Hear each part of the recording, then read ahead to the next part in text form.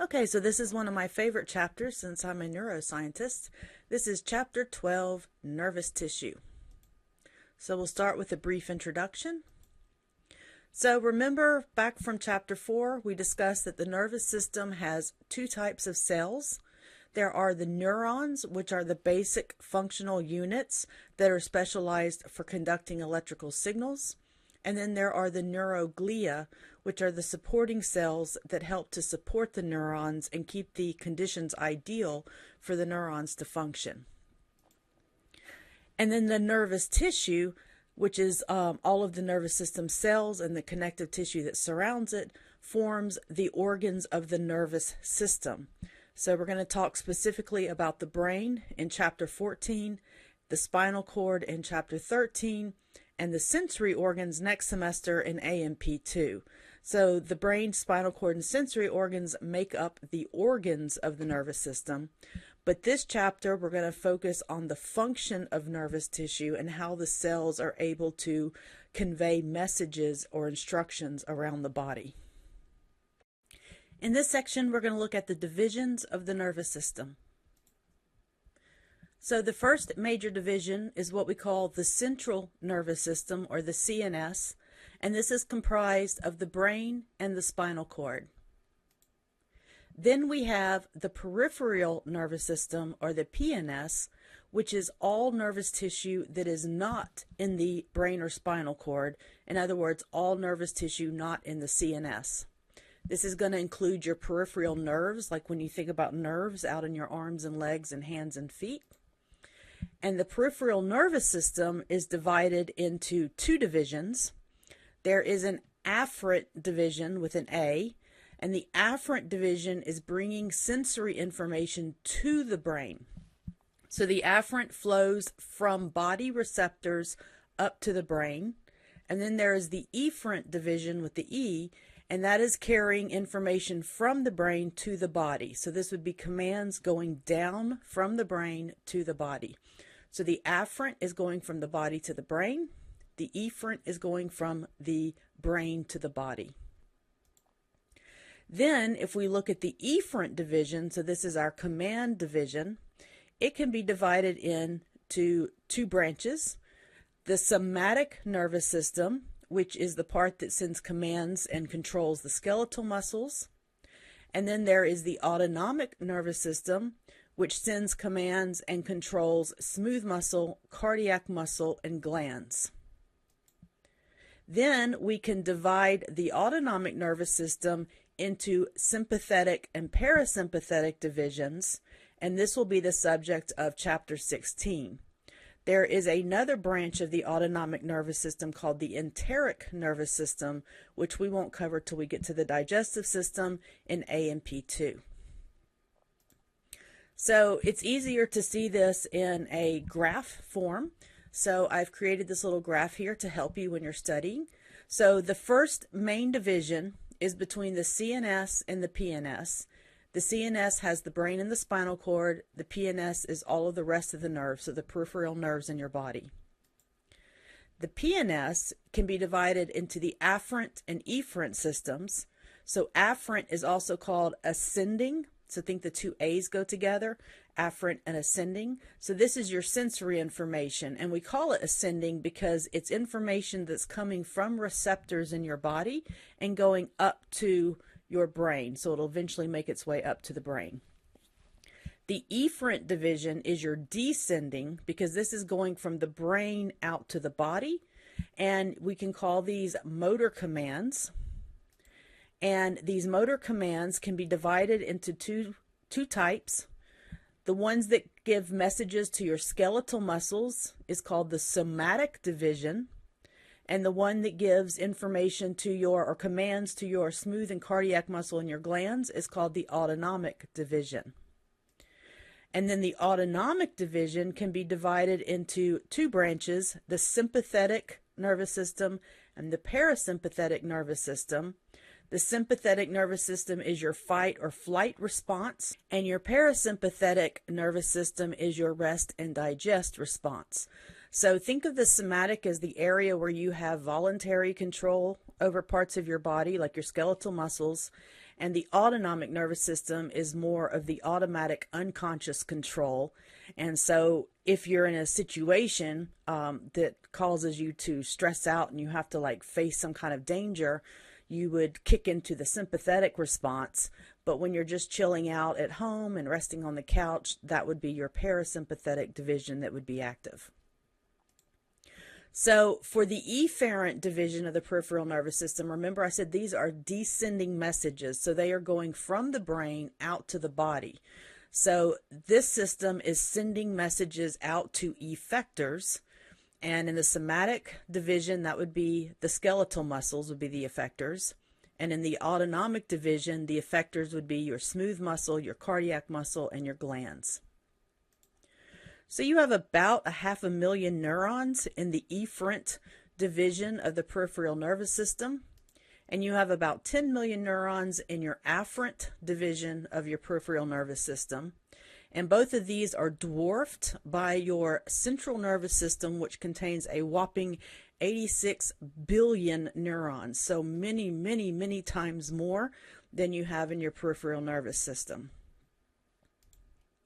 There is also a third division of the autonomic nervous system that has recently been recognized and is still a subject of quite a bit of research, and that is called the enteric nervous system, or ENS. And these are all of the neurons that can be found in your digestive tract. And believe it or not, there are about 100 million neurons in the enteric nervous system, which is far more than is in the rest of the peripheral nervous system. And we'll discuss this a little bit more next semester when we get to the digestive system chapter. So we're just mentioning it briefly here. So here's the picture from your textbook. This shows the information flow.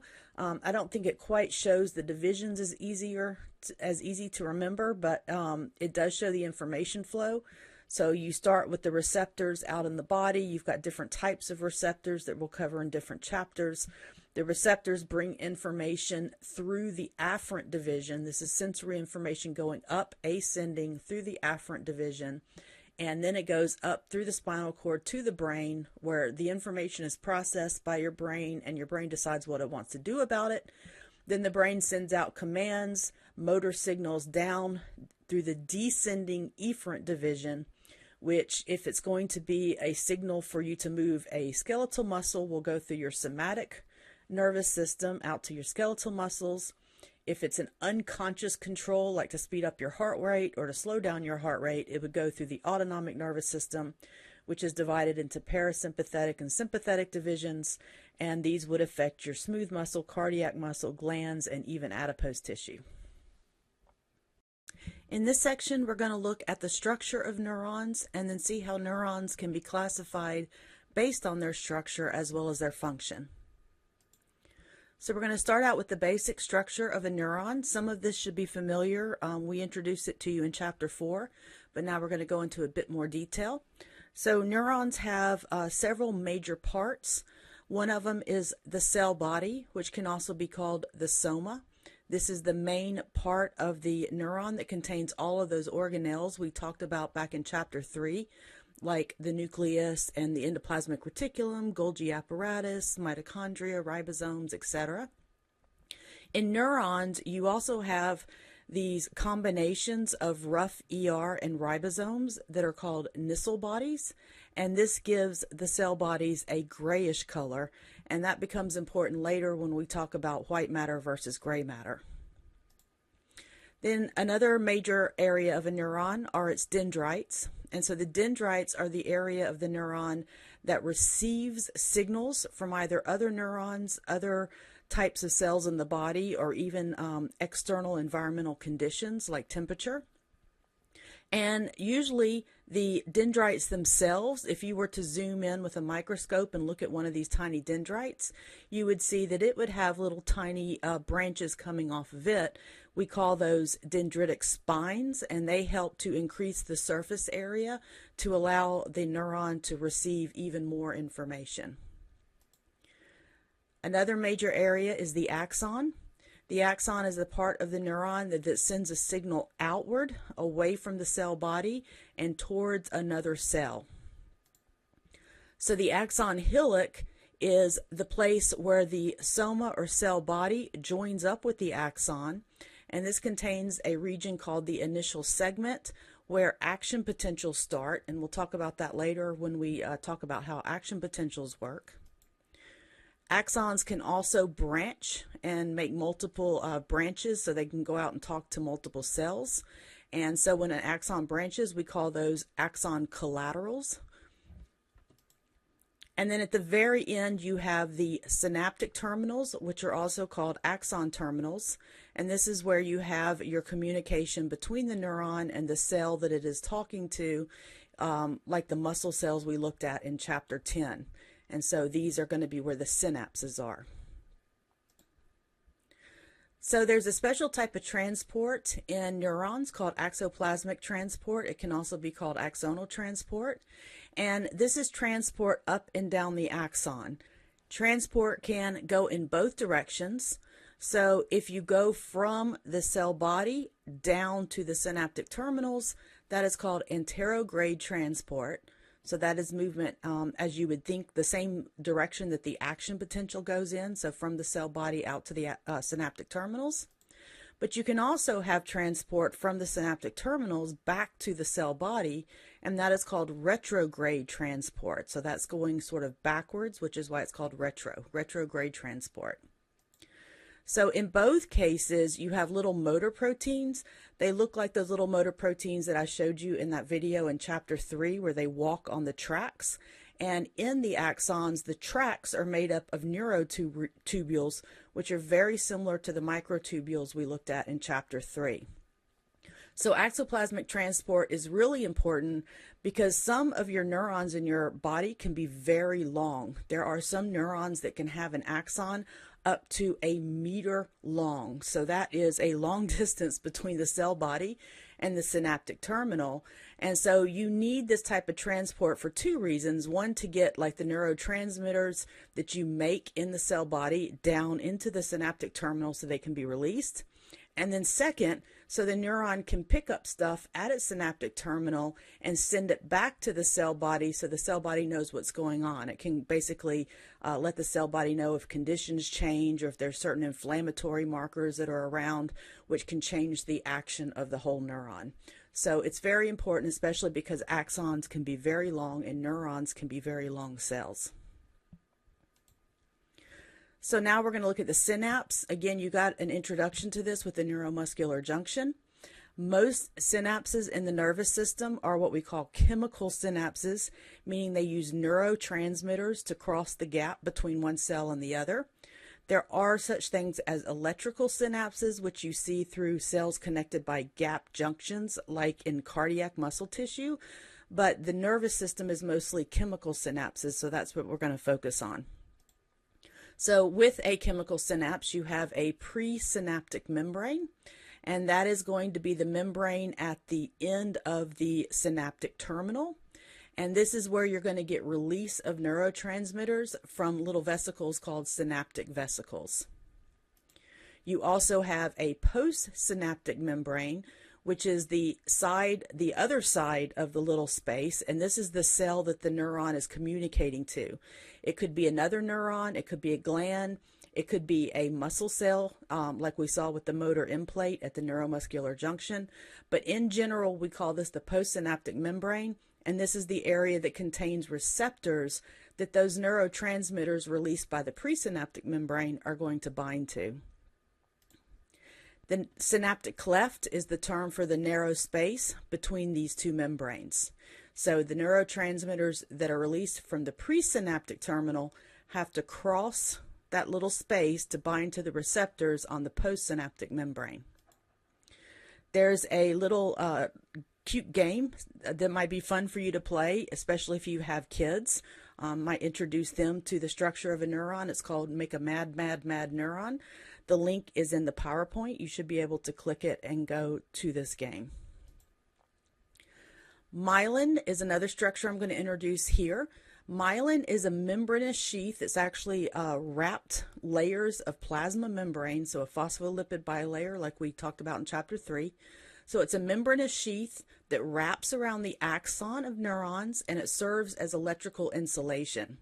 So there are two types of neurons in the nervous system. There are ones that have myelinated axons, meaning they have the myelin sheaths wrapped around their axons, and then there are unmyelinated axons that do not have any myelin. As we're going to see later in this chapter, action potentials travel faster along myelinated axons, so the insulation allows the signal to travel faster. There are gaps between these little bundles of myelin. So if you look at this picture up here, these are little bundles of myelin, or what we would call myelin sheaths, and then there are spaces between them. And these spaces are called nodes of Ranvier. Your textbook can also refer to the nodes of Ranvier as just nodes, but most of the neuroscience literature still says nodes of Ranvier. So myelin has a white color because myelin is made up of wrappings of plasma membrane, which is just the phospholipid bilayer. So all of those lipids together give it a white color. So when we talk about white matter versus gray matter in the brain, so if you look at the right here, at a cross section of the brain, the areas that have white matter appear white, and the areas that have gray matter appear this darker beige color, even though we call it gray matter.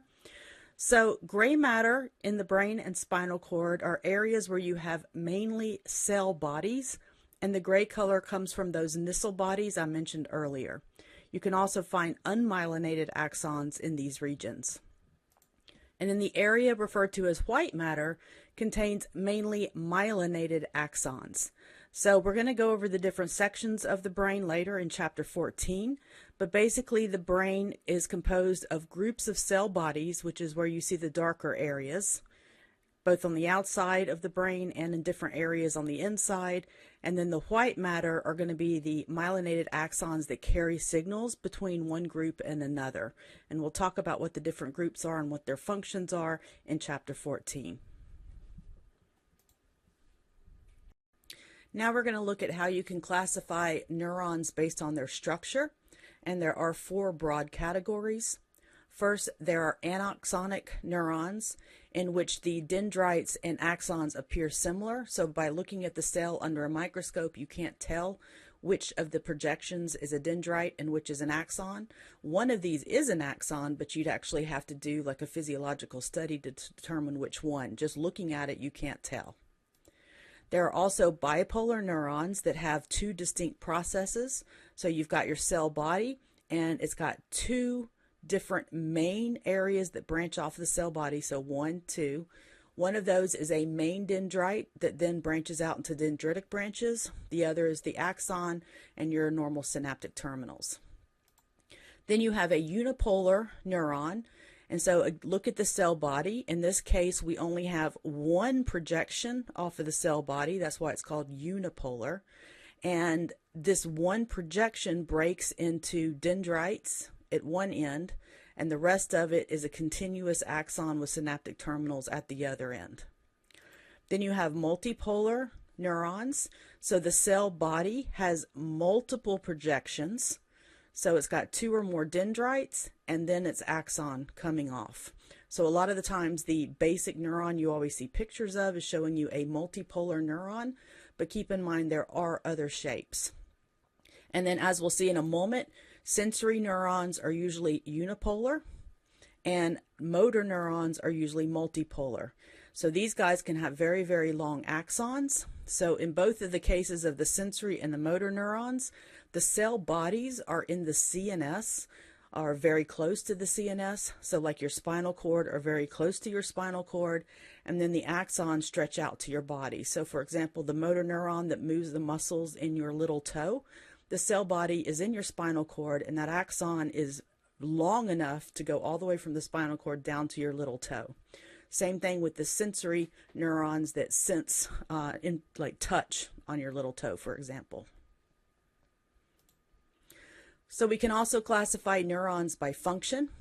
So sensory neurons are those afferent neurons. So remember, those are the ascending neurons. They're going from the periphery up to the central nervous system. The cell bodies of sensory neurons are located in what we call sensory ganglia, which are actually part of the peripheral nervous system.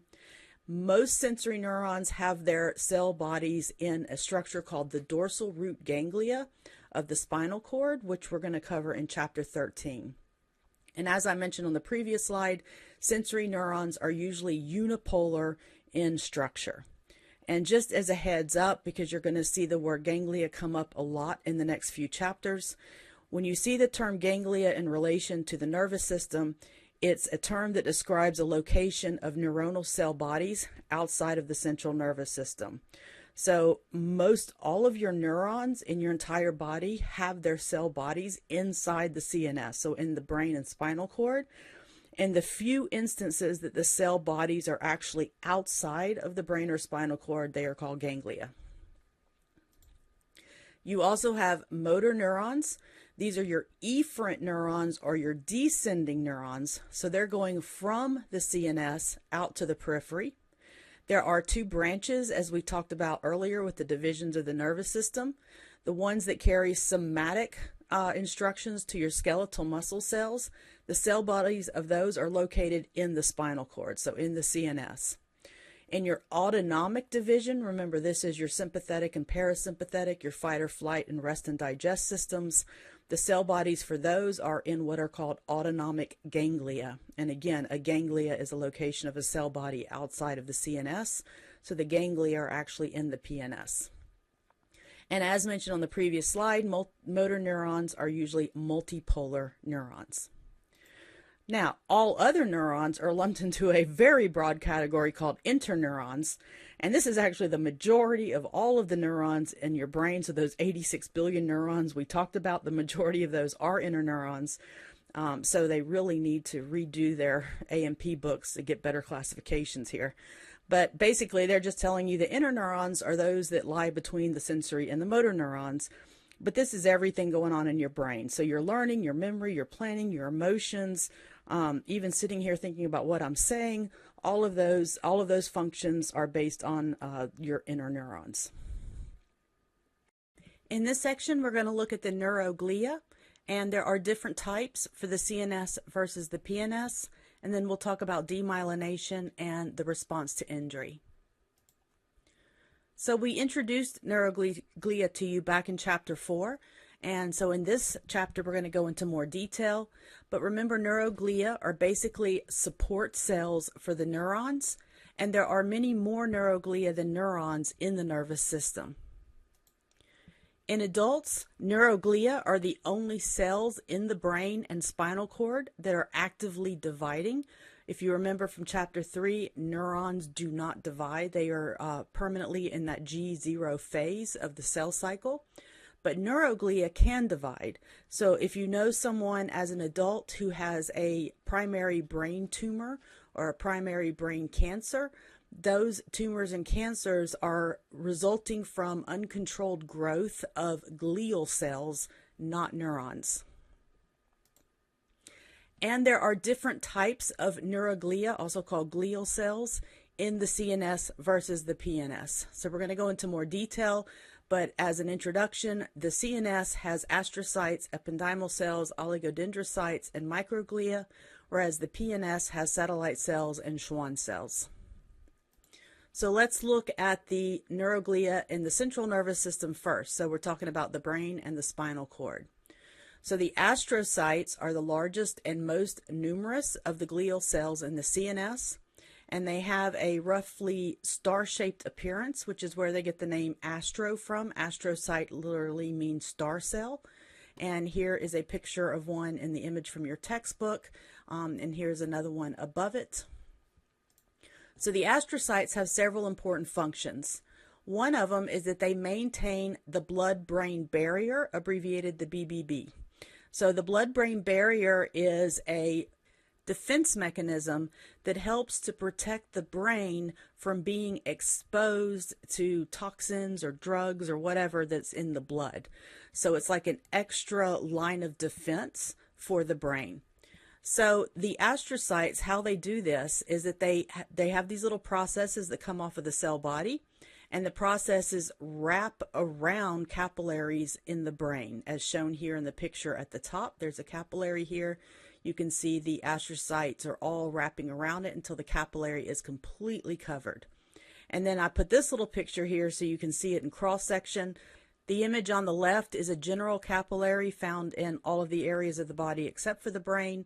So you have your blood vessel in the middle, and it's surrounded by a simple squamous tissue of endothelial cells. These are those cells that surround the blood vessels. And then in the brain, as showing on the right, you still have your blood vessel, you still have the surrounding endothelial cells, but you have an extra layer of the astrocytes with what we call their little feet that surround the capillary. So stuff that moves from the blood into the brain tissue has to pass through the astrocytes first. So the astrocytes act as gatekeepers, and they can control what enters and exits the central nervous system from the bloodstream. Astrocytes also provide a structural framework, so they have a very extensive cytoskeleton. So that means they provide the structural framework for nervous tissue, and then neurons surround that. And then if the central nervous system is damaged, the astrocytes can provide structural repair, not functional repair, as we'll see later. If you have damage to the central nervous system, you're usually always going to lose function, but the astrocytes can repair structural damage, so basically filling in areas with scar tissue. Astrocytes can also help guide neuron development in the developing brain. So as the new baby neurons are developing in the embryo and the infant, they can help guide the axons to the right place and make sure neurons connect up to each other in the right ways. They can also control the interstitial environment, so basically the components of the extracellular fluid. So they can control levels of like sodium ions, calcium ions, potassium ions. They can also help the neurons with reabsorbing neurotransmitters that have been released and recycling those neurotransmitters for reuse. So they play a big role in keeping the extracellular environment just how it's supposed to be for neurons to work. The next type of neuroglia found in the CNS is the ependymal cell, and that's shown up here in this picture as these pink cells. And the ependymal cells line the central canal in the spinal cord and the ventricles in the brain. These are all areas that are fluid-filled spaces within the CNS, and the fluid that's inside these areas is called cerebrospinal fluid, which we'll talk more about in chapter 13. So the function of the ependymal cells is that they actually secrete the cerebrospinal fluid. So it makes sense that they line the areas where you find this fluid because they're the ones that are making it. And they also can help to circulate the cerebrospinal fluid. They have cilia and microvilli, so different amounts of each in different locations within the brain and spinal cord, but they can help to circulate that fluid. The CSF will go into more detail later, but as an introduction, it helps to provide a protective cushion for your neural structures, and it is also sort of a secondary circulatory system just for the brain and spinal cord, and it helps to transport gases, nutrients, and waste. The third type of neuroglia found in the CNS are the oligodendrocytes, and I have highlighted one here in the image. This is the nucleus. And then as you can see from its extensions, the oligodendrocyte has these little arms that go out and they wrap around the axons of neurons and produce the myelin. So the oligodendrocytes are the myelinating cells that you find in the central nervous system, so the brain and the spinal cord. One oligodendrocyte can produce several myelin sheaths. So as shown in the image down here, this would be our single oligodendrocyte, and then each one of these processes that goes out is going to form a different myelin sheath on different axons. So one oligodendrocyte can make several myelin sheaths. And the last type of neuroglia in the CNS is the microglial cell, again highlighted here in the image for you. This is the smallest type of neuroglia, and there's the fewest number of these. These are basically the immune cells for the CNS, so they work like macrophages do in the rest of the body. So they are phagocytic, just like macrophages, And basically, because we have the blood-brain barrier that is created by the astrocytes that we talked about earlier, immune cells, your normal immune cells, can't get in and out of the blood vessels into the brain.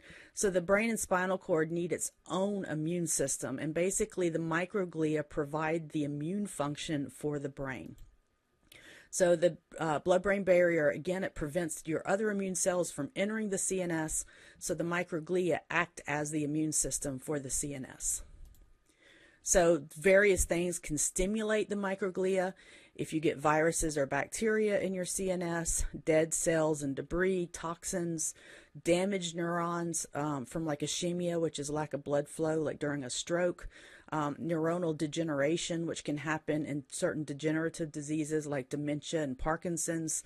And then when you have physical damage to the brain, this activates astrocytes and they start releasing chemicals that cause microglia to come over. So again, basically, just remember microglia are the immune cells of the central nervous system.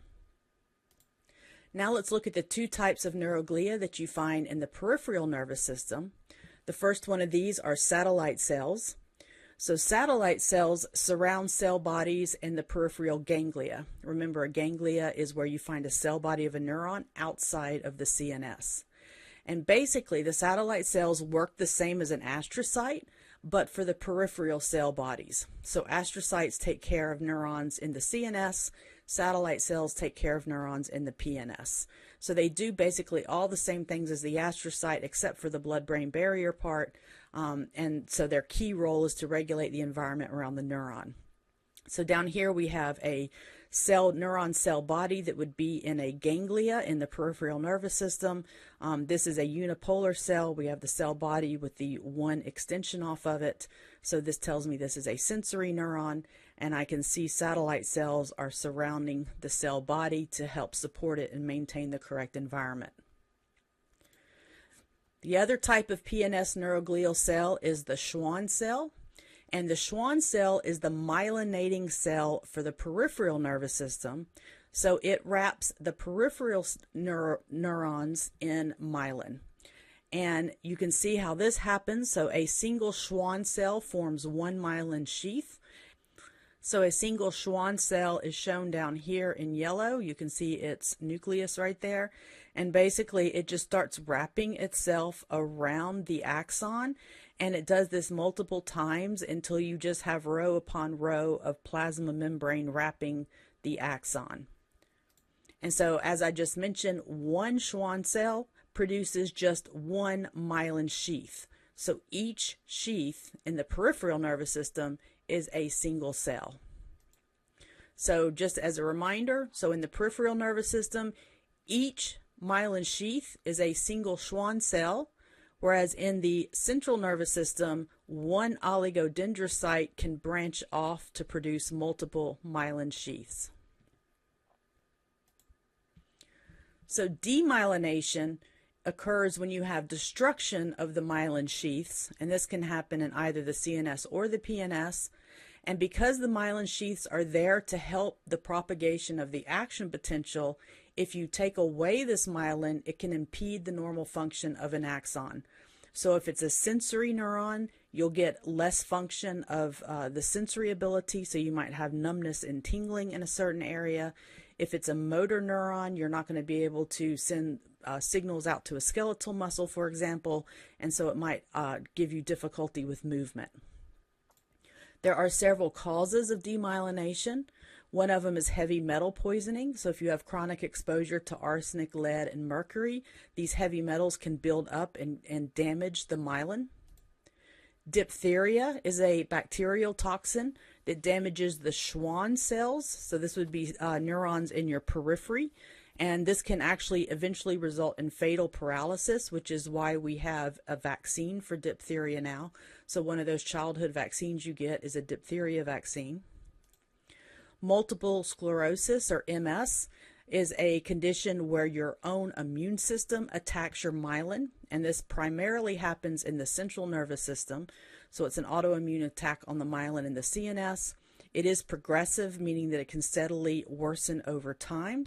and its exact effects can vary from person to person and depends on which areas of the brain the demyelination begins. Then there's Guillain-Barré syndrome. This is an autoimmune attack that attacks the myelin in the PNS, the peripheral nervous system. This is usually triggered by a virus, and believe it or not, they've now found out that COVID can also be a trigger for this. The outcome varies with the Guillain-Barré syndrome. Some people can experience a full recovery. In other cases, it can become fatal. So it kind of just depends on the strength of the autoimmune attack and which neurons are being attacked. So if there is an injury, so a neuronal injury, so damage to a neuron, the outcome is very different between the PNS and the CNS. So in the peripheral nervous system, if you have a neuron that gets cut, so let's say the axon is cut, so you get a deep cut on one of your fingers, for example, then what can happen is that after the cut happens, the Schwann cells that were forming those myelin sheaths, they'll start dividing and they'll form like a little bridge or a cord, and macrophages will come up and clean up all the debris, and then the axon will actually start extending or regrowing itself along the cord of the Schwann cells. And if it can meet up with the end that it was severed from, then your Schwann cells will grow back around it and you'll have your function returned. Now, if the injury is severe enough that the one end of the axon can never find or meet back up with the other end, you will not get function back. And so the degree of repair that you can have in your peripheral nervous system depends on the severity of the injury, how far apart the damaged ends are. And so there's a lot that depends on whether you'll get function back or not. However, in the CNS, restoration of the function is highly unlikely to ever happen. And that's because of several things. Damage will likely involve more cells because there are far more cells in the CNS than in the PNS. Astrocytes will produce scar tissue. Remember, one of their functions was to repair structural damage, but that means they are making scar tissue, and that impedes the axon regrowth. And they also release chemicals that can block axon regrowth. So basically, if you damage your brain or spinal cord and you lose function, you are highly likely to get that function back. Sometimes, depending on exactly what was lost, other areas of the brain can kick in and help sort of provide secondary functions, so they can like learn to do the things that the damaged area did, but the damaged area itself will never repair.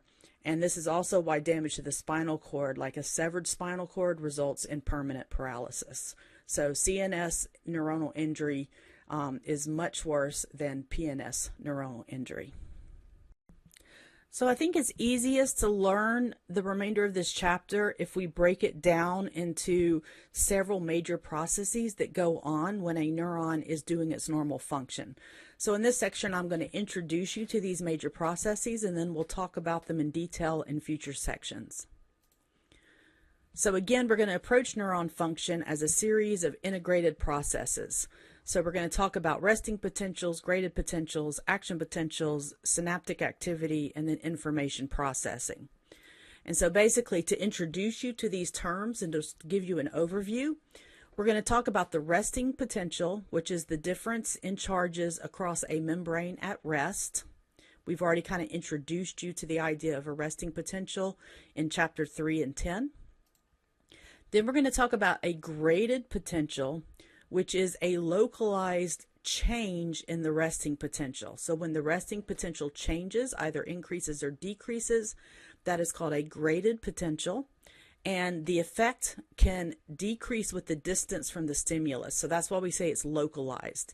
So for example, if you stimulated a tiny little dendrite, right, you're only going to get the graded potential in that dendrite. You're not going to, nothing's going to affect down here at the synaptic terminal with this graded potential up here at the dendrite. So it's very localized. Then we have action potentials.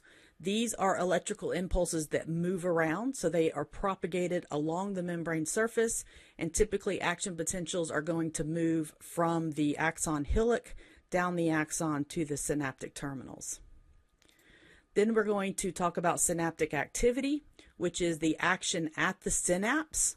We already introduced this to you with the neuromuscular junction, and the function of a synapse in the nervous system is to produce a graded potential in the postsynaptic cell. And again, a graded potential is going to be that change in resting potential. And then information processing will cover how the cells that get the signals determine what to do with the signals. So in terms of the brain, you've got one neuron talking to a bunch of other neurons. How do those other neurons take all of these different messages and decide what to do with it? So before we talk about these different processes, we're going to look at different types of ion channels, and these will include leak channels and gated channels. So a leak channel is a channel that is almost always open, and that's why it's called a leak channel. So like a hole in a boat that always allows water to leak into the boat, a leak channel will always allow certain ions to leak across the membrane. So this movement of ions is passive, meaning the ions are moving down their electrochemical gradient like we talked about in chapter 3 when we talked about diffusion. So we're going to talk about specific electrochemical gradients in the next section, but for now just know that a sodium leak channel is going to allow sodium to leak into the cell, and a potassium leak channel will allow potassium to leak out of the cell. Then we have gated ion channels, and like this name suggests, these channels have gates, and ions can only move through the channel when the gate is open. So the first type of channel is a ligand-gated ion channel. These are also referred to as chemically gated ion channels. These open or close in response to the binding of a specific molecule, and the specific molecule is called a ligand. So that's why it's a ligand-gated channel. We saw an example of this in chapter 10 when we looked at how acetylcholine worked in the neuromuscular junction. We also have an example over here on the right side. So at the top, our gated ion channel is closed. There's a binding site, but nothing is currently bound to it. Then when the ligand binds to the binding site, and example is again showing acetylcholine, although there are many other types of neurotransmitters, but when the ligand binds, the channel opens, and once the channel opens, ions are able to pass through the channel. When the ligand is removed, the channel recloses and ions can no longer pass through. So these types of channels have two states. They can either be open in the presence of a ligand or closed when there is no ligand present. Movement through these channels are still passive movement. Ions are still moving down their electrochemical gradient, so it doesn't require any energy. The second type of gated channel is a voltage-gated ion channel. These types of channels open or close in response to changes in the membrane potential. And we're going to talk more about the membrane potential in the next section. So the key here is that these open or close in response to changes in membrane potential. Some of these voltage-gated channels have two types of gates. They can have an activation gate and an inactivation gate, as shown here on the right side. And if you have a channel with two types of gates, these will have three states. They can be closed, where they have like one of the gates closed. They can be open, where both gates are open. And then they can be inactivated, where the other gate is closed. So the terminology becomes important when we talk about voltage-gated sodium channels, which we'll look at in a moment. Other types of voltage-gated channels may only have two states, so they may just be open or closed. Again, when these channels open, ion movement through them is passive, and ions are still moving down their electrochemical gradient. So let's take a closer look at two types of voltage-gated channels that will become very important in a few moments. The first is the voltage-gated sodium channel, abbreviated VGSC. The voltage-gated sodium channels are ones that have two different gates, so they have three states. They have a state where they are closed, And this occurs at the resting membrane potential of a neuron, which is around minus 70 millivolts. Then they have a state where they are open, and this occurs around what is called a threshold potential, which is between negative 60 and negative 55 millivolts. Don't worry so much about the potentials yet. We're going to cover those in more detail in a moment. I just want to introduce to you how these channels work. When these channels are open, this is when sodium ions can pass through. Then they have a third state called inactivated, and this occurs at positive 30 millivolts. Then from inactivated, they go back to closed at negative 70 millivolts. So with this type of sodium channel, there are 3 states, and the channel must go through each state in this order. It must go closed, open, inactivated, closed, open, inactivated. You cannot, for example, go from inactivated to open without first going through the closed state. There is also a voltage-gated potassium channel called a VGPC. Voltage-gated potassium channels are a bit simpler. They only have 2 states. They can be either open, which happens at plus 30 millivolts, or they can be closed, which happens at resting potential at around negative 70 millivolts. And then once they're closed, they can go back to being open. So the key here is noticing that with voltage-gated channels, the channels change based on changes to the membrane potential. So the membrane potential has to change to open, close, or inactivate these types of channels. The last type of gated ion channel is called a mechanically gated ion channel. These open or close in response to distortions of the plasma membrane. So if we look at this picture, at the top we have a closed channel, so no ions can pass through. Then if something happens to distort the plasma membrane of the cell, like think for example poking a stick into your hand, right, that's going to distort the plasma membranes of the cells in your skin and the underlying muscles. And so that distortion causes the channels to open, which allows ions to pass through. And then when the distortion is removed, the ions reclose. So these are called mechanically gated ion channels. They have 2 states. They can be either open or closed. And again, this is passive movement, and when the channels are open, ions will only move down their electrochemical gradient. And mechanically gated channels really play a large role when we talk about sensory systems.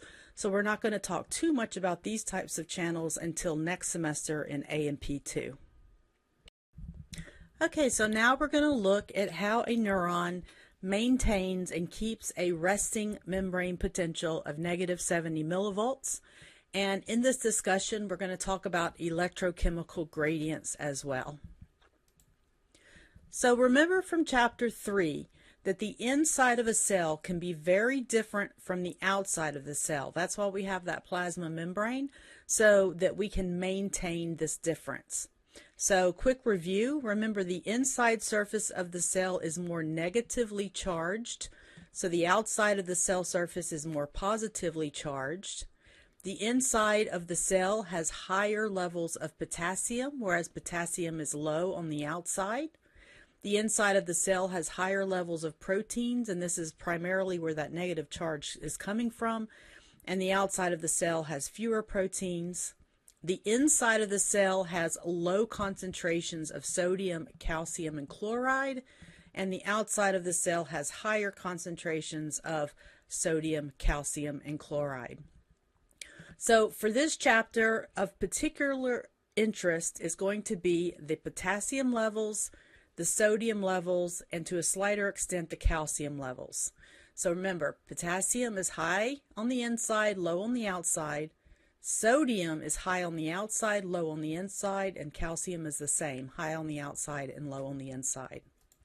So remember that the plasma membrane is a selectively permeable membrane, meaning that only certain molecules are allowed through if you have the presence of specific protein channels for those molecules. So the permeability depends on the presence of channels. And we just talked about 2 types of channels in the previous section, leak channels and gated channels. Now we're going to review the electrochemical gradient, which is a combination of the electrical gradient and the chemical gradient. The chemical gradient is based on concentration. The electrical gradient is based on whether something is positively charged or negatively charged. So let's look at potassium first. So again, remember, potassium levels are high on the inside of the cell and low on the outside of the cell. So if we just look at potassium's chemical gradient, so this means its concentration, this would favor potassium leaving the cell. So if we look at concentration, potassium is high on the inside, low on the outside, so potassium will want to move out of the cell. So in this image from your textbook, the chemical gradient is shown by the orange arrow, showing that the potassium wants to move from high to low, so it wants to move to the outside of the cell. However, if I look at the charge of potassium, potassium has a positive charge. Positive is attracted to negative.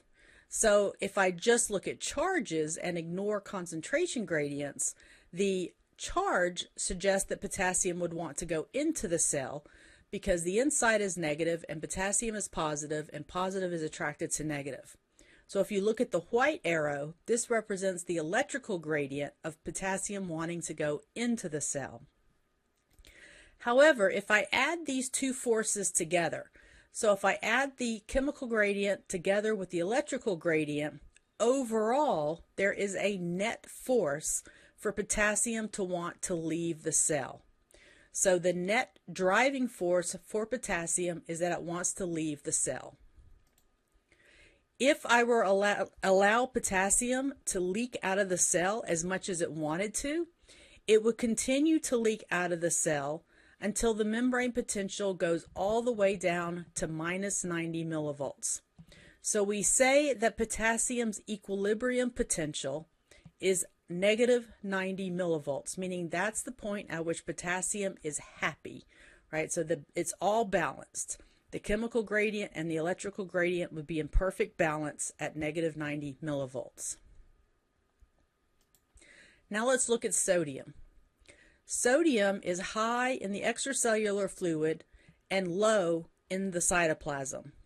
So if I look at just the chemical gradient, right, so this is the concentration gradient, this would favor sodium wanting to come into the cell from an area of high to an area of low. And that's shown by the dark purple area over here. Sodium's chemical gradient favors it going into the cell. Sodium's electrical gradient also favors it going into the cell because sodium is also a positive charge. Positive charges are attracted to negative charges, so again, sodium would want to go into the cell, and that is shown by the white arrow. Sodium's electrical gradient means it wants to go into the cell. So if I add these two gradients together, the net force is for sodium to enter the cell. And so it has a large driving force because all of its gradients, the chemical and the electrical gradient, favors it to come inside. So if I allowed sodium to come inside until it was happy, it would continue to come inside and adding positives to the inside of the cell until the membrane potential went all the way up to plus 66 millivolts. So sodium's equilibrium potential, its happy place, is plus 66 millivolts. So let's see how this works to give us our resting membrane potential. So quick review, if we look at potassium, right, potassium has opposite driving forces, but if I add them together, its overall electrochemical gradient is that potassium wants to leave the cell, and that is shown by this thin little tiny orange arrow here. Sodium has two gradients that are pushing it to go into the cell, so if I add those together, its overall electrochemical gradient is a strong drive for sodium to go into the cell. Remember, potassium's happy place, or the point at which it would be entirely equalized, would be at minus 90 millivolts. Sodium's happy place would be positive 66 millivolts. So we say that sodium has the higher driving force at rest, meaning sodium wants to come into the cell more than potassium wants to leave. And there are sodium and potassium leak channels that allow constant leakage of sodium and potassium. So remember, leak channels are almost always open. So sodium leak channels mean sodium's going to come in and try to get to plus 66. Leak channels for potassium means potassium is going to leak out and try to get to negative 90. But we have many, many more leak channels for potassium at rest than we do with sodium. So we say that the membrane is more permeable to potassium. That means there are more potassium leak channels. And so what that means is that when a membrane is at rest, a neuron's membrane is at rest, the resting membrane potential is going to be closer to potassium's happy place. So the resting membrane potential is minus 70. Remember, potassium would be happy at minus 90 millivolts. The reason that we're not all the way down to 90 millivolts is because we do have some sodium leak channels that are bumping the membrane potential back up a bit. But the bottom line is that the membrane potential, the resting membrane potential, is minus 70 millivolts because we have more potassium leak channels allowing more potassium to leak out than sodium can leak in. But if ions are constantly leaking, then how are the concentration gradients maintained? So remember, we constantly have a little bit of sodium leaking out of the cell or into the cell and a little bit of potassium leaking out of the cell. So this is where that sodium-potassium exchange pump becomes very important. And I mentioned in chapter 3 that this pump was very important to the homeostasis of the human body. So if you recall, with the sodium-potassium exchange pump, I use one ATP molecule to pump 3 sodiums out of the cell and pump 2 potassiums into the cell. So notice that the sodium-potassium pump is moving ions opposite to the direction of the leak channels. The leaking is let sodium leaking into the cell and potassium leaking out of the cell. The pumps are pumping the sodium out of the cell and pumping potassium into the cell. So they are opposites. So the sodium-potassium exchange pump is an active process because it does require ATP. So you can think of this as kind of like you have a leak in a boat, and so you're trying to bail water out to counteract the leak, right? So if you're bailing water out at the same rate that it's leaking in, then you won't sink. And so you can kind of think of the sodium-potassium pump as always working to counteract that leak that is always present and to keep the gradient. So keeping sodium high on the outside, keeping potassium high on the inside. So the resting membrane potential is minus 70 millivolts for 2 main reasons. The first are the passive forces of the leak channels. So you have sodium leak channels and potassium leak channels. And remember, we have many more potassium leak channels than we have sodium leak channels. And we have active forces.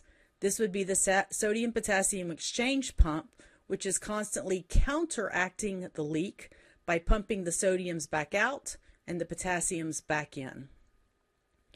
So the resting membrane potential, there is a nice summary in table 12.1 of your textbook. I encourage you to read these summary tables for this chapter because they kind of sum up each process very nicely.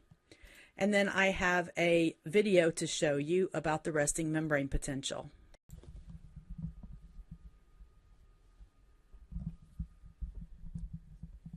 The human brain alone contains about 100 billion nerve cells, called neurons. A neuron, like every other cell, has positively and negatively charged ions, inside and outside. Further, a resting neuron has a greater negative charge on the inside surface of the plasma membrane and a greater positive charge on the outside surface. This partitioning of charge creates a voltage difference across the membrane known as the resting membrane potential, which can be measured using a voltmeter. On average, an intracellular electrode records a value of minus 70 millivolts. The resting membrane potential depends on two factors. First, it depends on the presence of sodium and potassium gradients across the plasma membrane. Specifically, there are more sodium ions outside the neuron than inside, and more potassium ions inside the neuron than outside. Second, the resting membrane potential depends on the differential permeability of the plasma membrane to sodium and potassium ions. Leak channels in the plasma membrane allow sodium and potassium ions to diffuse or leak down their concentration gradients. The membrane contains many more potassium leak channels than sodium leak channels. Thus, the membrane is much more permeable, or leaky, to potassium ions. As positively charged potassium ions leak out of the neuron, the inside surface of the membrane becomes negatively charged compared to the outside surface. If potassium was the only ion moving, the potential would stabilize at -90 millivolts. However, positively charged sodium ions leak into the neuron, which slightly offsets the negative charge and raises the voltmeter reading to -70 millivolts. Sodium-potassium pumps actively transport sodium ions out of the neuron and potassium ions back in, compensating for the sodium and potassium leaks. Thus, the pumps help to maintain the resting membrane potential.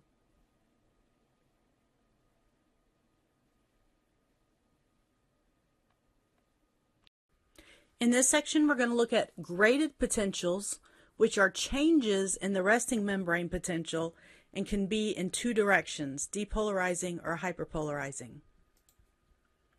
So remember again from the previous section that at rest, the membrane potential of a neuron is usually -70 millivolts. And we say that the membrane is polarized, meaning one side is more negative and one side is more positive. A membrane potential of 0 millivolts would represent a case where the membrane is not polarized because you have no difference in charges and charges are equally dispersed across the two sides. So how does the resting potential change? Well, remember, the resting potential is what it is because of leak channels and the sodium-potassium pump. Well, the opening of other types of ion channels can actually change the membrane potential away from what it is at rest. So, for example, the two main types of channels that will change the resting membrane potential are ligand-gated ion channels, also called chemically gated ion channels, and mechanically gated ion channels. So if we open a sodium channel, so either a ligand-gated sodium channel or a mechanically gated sodium channel, remember that sodium will go into the cell, so we are adding positive charges to the inside of the cell where it is currently more negative, so that is equalizing the charges, and we call that depolarization. So adding positives to the inside of the cell makes the membrane potential more positive, so it moves in the upward direction, and this process is called depolarization because we are moving toward the state where it's not polarized. Conversely, if we open a potassium channel, so either a ligand-gated potassium channel or a mechanically gated potassium channel, if you remember from before, potassium wants to leave the cell. So now we are taking away positives from the inside of the cell, which makes the inside even more negative, and this is called hyperpolarization. So taking positives away from the inside of the cell causes hyperpolarization, and the potential of the membrane becomes more negative. So a graded potential is a local change in the resting membrane potential. The effect decreases with the distance from the point of the stimulus. So at the bottom of this picture here, the point of the stimulus would be where we open some ligand gated channels or some mechanically gated channels, but since this is an synapse, these would be ligand gated channels that are being opened by neurotransmitter. So you have a very strong change in the potential right at the site where the channels were open, but the further you get away, the weaker that change is. And so this graph here shows, again, the arrow is pointing, this would be the stimulus, this would be the point at which the channels are opening, and as you move away from that point, the signal is weaker, so the change is less. So just a quick review, remember when a ligand-gated sodium channel opens, sodium rushes in, and this causes depolarization, which is a shift toward a more positive membrane potential. And when a ligand-gated potassium channel opens, potassium rushes out, and this causes hyperpolarization, which is a shift toward a more negative membrane potential. So here is an overview. So we start with a negative 70 millivolt membrane potential, that's at rest. If we apply a chemical stimulus like a neurotransmitter here that opens sodium channels, sodium will rush into the cell and make the membrane potential more positive, and that would be a depolarization going more positive. Once the stimulus is removed and the channels close, the potential will repolarize back to resting. And then down on this end, if my chemical stimulus that I apply opens potassium channels, potassium will leave the cell, making the inside more negative and making my membrane potential go more negative, which is called a hyperpolarization. And again, if I remove the chemical stimulus, the channels close and my membrane goes back to the resting potential. So here is an image from your textbook to again reiterate that the effect decreases with the distance from the point of the stimulus. So if I start at a resting state where my membrane potential is negative 70 millivolts, I stimulate by opening some ligand-gated ion channels by using a chemical shown by the little red circles. This allows sodium to rush into the cell, which makes my cell become more positive. So I'm going up from minus 70 to minus 65. And so at the site that this happens, I have a very strong change, right? A change of like negative 60. And the farther away I get from this area where it originated, the smaller my change is. And in other parts of the neuron, there will be no effect at all. It will still be at negative 70. Another key point to graded potentials is that the change in this local potential depends on how strong the stimulus is. So for example, a small stimulus may only open a few ion channels, whereas a strong stimulus will open more ion channels. The more channels I open, the larger the change in the local potential. So if I open a bunch of sodium channels, then a bunch of sodium will rush in. If I only open a small number of sodium channels, only a small amount of sodium can rush in. So that's shown here in this graph. So on the left, we have hyperpolarizing graded potentials. So this would be a small stimulus would open a small number of potassium channels, and a little bit of potassium would leak out, giving me a small negative direction change. A medium stimulus would open up more ligand-gated potassium channels, which would allow more potassium to leak out, and I would go even more negative. And if I had a very large stimulus, I'm opening all kinds of potassium channels, and I'm letting a lot of potassium out, and I'm going all the way down to negative 90. On the other side, if I open ligand-gated sodium channels, with a small stimulus, I open a few channels, a little bit of sodium is going to come into the cell, and my potential is going to get a little bit more positive. A medium stimulus, then a medium number of sodium channels open, and I get a medium change, so it's going to be a little bit more positive. With a large stimulus, I get even more sodium channels open, more sodium comes in, and I get a large positive change. So these are all examples of graded potentials. So the size of the change depends on the size of the stimulus, and the direction of the change depends on whether it's a potassium channel or a sodium channel. Note that these could also be mechanically gated channels. I kind of switched over and just talked about ligand gated channels only because we're focusing on the nervous system, the main nervous system in this chapter, and most of the channels are open and closed by neurotransmitters, so they would be ligand gated channels. Table 12.2 has a good summary of graded potentials. I encourage you to look at this. So in this section, we're actually going to look at the action potential and see how it is generated and what we mean when we talk about refractory periods.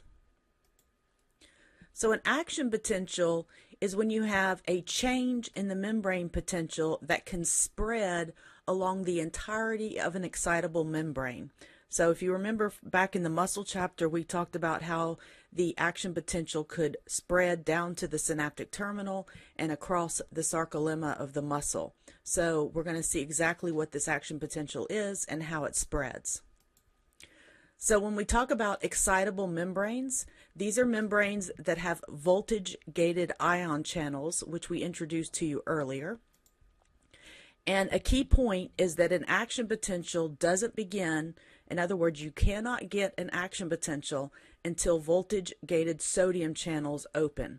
So voltage-gated sodium channels are essential for generating action potentials. And then remember from earlier when we talked about voltage-gated sodium channels, we said that they were gated, and the only way that their gate would open and close is if you had a change in the membrane potential. And so the membrane potential change that is needed to open these voltage-gated sodium channels is what we refer to as a threshold potential. So the minimum amount of potential you need to open these channels and get an action potential. We also talk about action potentials in terms of the all or none principle. This means you either get an action potential or you don't. There is no in between. There's no half an action potential. There's no large action potential, small action potentials. You either get one or you don't. So the size of an action potential also does not depend on the strength of the stimulus. Once you reach that threshold and you get an action potential, all of the action potentials are going to be identical within a certain neuron. Action potentials may differ slightly between one type of neuron and another, but within a neuron, an action potential is either generated or not, and they are all identical. So there are no large or small action potentials or half action potentials. And again, this is an important point. An action potential will be generated only if the threshold is met. So only if you get to that threshold potential. And again, the threshold potential is the membrane potential at which the action potential is started. Usually in neurons, this is between -60 and -55 millivolts. So remember, resting potential was at -70. So this is about 10 to 15 millivolts higher than resting potential. And again, the threshold represents the membrane potential that is necessary to open those voltage-gated sodium channels, which is necessary to get an action potential. So final take-home point, I've said it a few times already, but it's important. So in order for a graded potential, remember graded potentials were changes in resting potential. So you can't change the resting potential unless you have a graded potential. And then a graded potential cannot become an action potential until it reaches the 10 to 15 millivolts positive direction that's needed to hit that threshold. All right, so let's look at the steps of an action potential and see exactly what happens. So we have a bare action potential graph here. We've got membrane potential over here on the y-axis, and this is as time passes down here on the x-axis. And whenever you see action potential graphs, there will usually always be a dotted line, and the dotted line is representing the threshold potential. In this example, our threshold potential is -60. Sometimes you might see -55 here. It differs from one neuron to another. And then again, our resting potential is at minus 70. So we actually start at the resting potential. So our neuron is hanging around, just doing its normal thing, and it's at a minus 70 millivolt resting membrane potential. Then you can't get an action potential unless you have a graded potential first. That's another key point. So you have to have a depolarizing graded potential that raises the membrane potential up to the threshold. So remember that the depolarizing graded potential can come from opening ligand-gated sodium channels or mechanically gated sodium channels. But you have to open some type of sodium channel that is not a voltage-gated sodium channel in order to get to the threshold voltage. So this is our depolarizing graded potential. And then as soon as our membrane potential gets to that threshold value, this is when the voltage-gated sodium channels open. So they open at the threshold potential. Remember, the trigger for opening and closing these types of channels are changes in the membrane potential. Once we have a voltage-gated sodium channel open, as usual, sodium wants to rush into the cell. So we have a depolarization phase where sodium ions are rushing into the cell, making the inside of the cell very positive, and the membrane potential shoots up in a positive direction, and it actually goes past 0 and keeps going all the way to plus 30. Remember, sodium would be happy to rush into the cell all the way up to plus 66. That was its happy place or equilibrium potential. But at plus 30, something happens to stop it. So at plus 30, this was the trigger, if you remember when we talked about it earlier, plus 30 is the trigger for voltage-gated sodium channels to inactivate. And at the same time, it's also the trigger for voltage-gated potassium channels to open. So now sodium can no longer move through its channels, so sodium ion movement stops. But now the potassium ions can leave the cell. Remember, potassium wants to leave the cell, and that takes away positives from the inside of the cell, making the cell membrane become more negative. So we have a rapid repolarization phase in which potassium ions are rushing out of the cell. So we're taking away positives and making our membrane potential more negative. Now this continues on until we reach the resting potential again. So remember, resting was at minus 70. So at minus 70, that is the trigger for the voltage-gated sodium channels to close. Remember, they have 3 states: open, inactivated, and closed. So up here they inactivated and sodium can no longer move through, but they're not properly closed with that second gate until the negative 70 millivolts.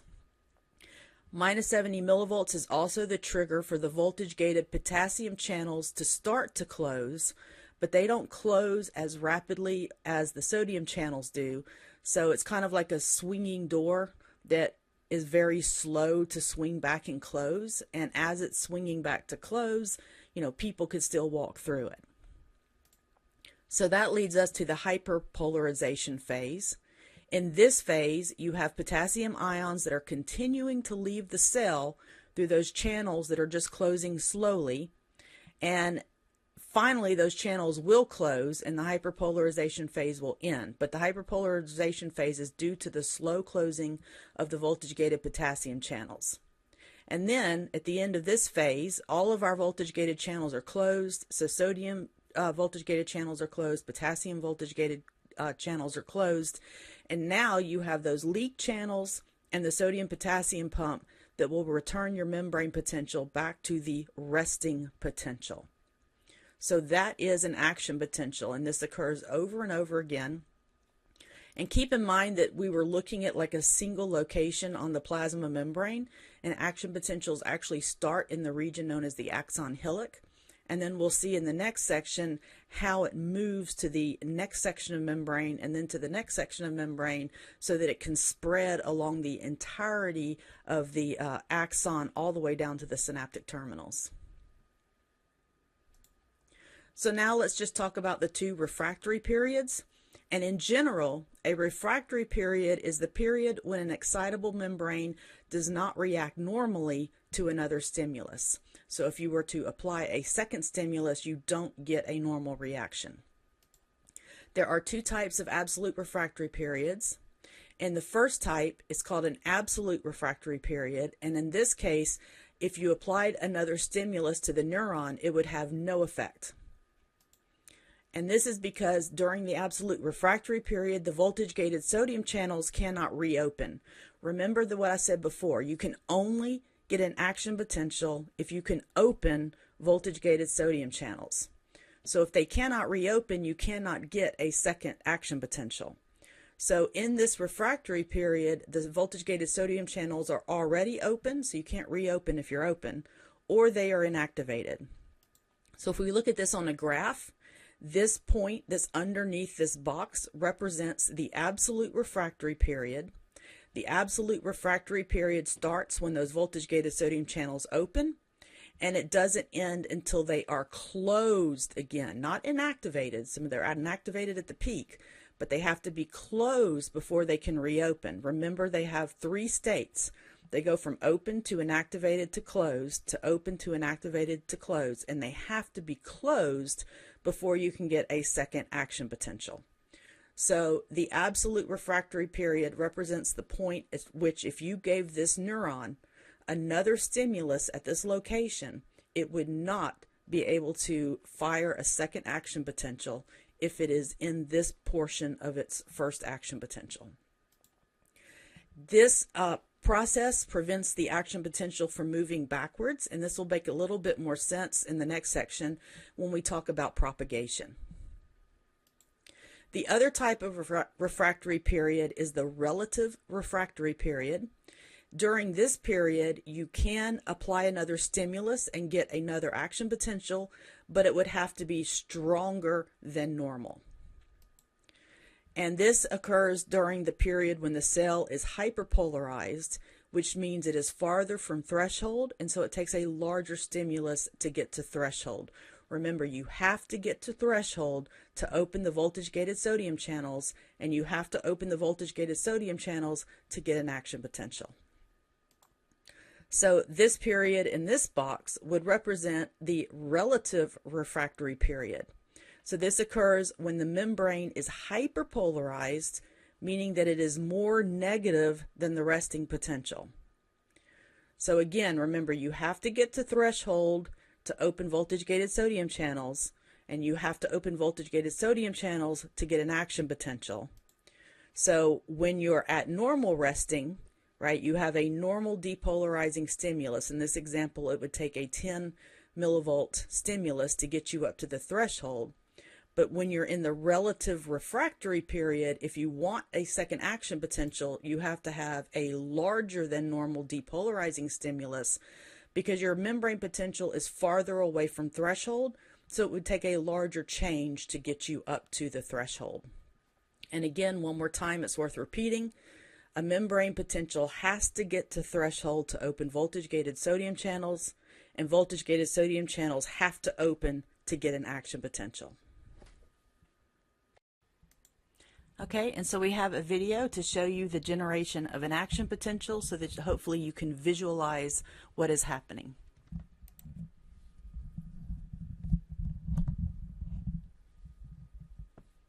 Neurons send signals over long distances by generating and propagating action potentials. Most action potentials originate near the axon hillock of the cell body in the initial segment of the axon. It then travels the entire length of the axon. A closer look reveals that during an action potential, voltage-gated channels open and close, altering the permeability of the plasma membrane to sodium and potassium ions. A threshold stimulus changes the shape of the voltage-gated sodium channels, causing their activation gates to open. This event marks the beginning of phase 1 of the action potential, known as depolarization. As sodium ions diffuse into the axon, the membrane potential becomes less negative. This causes more voltage-gated sodium channels to open, and the membrane potential soars to plus 30 millivolts.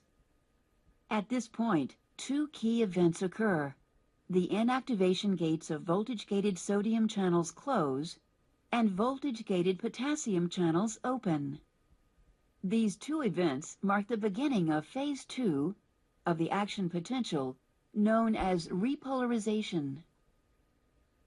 As potassium ions diffuse out of the axon, the membrane potential becomes negative again. However, the membrane potential continues in the negative direction, going beyond the resting state of minus 70 millivolts. This marks the beginning of phase 3 of the action potential, known as hyperpolarization. During this phase, voltage-gated potassium channels close and all voltage-gated sodium channels are released from inactivation.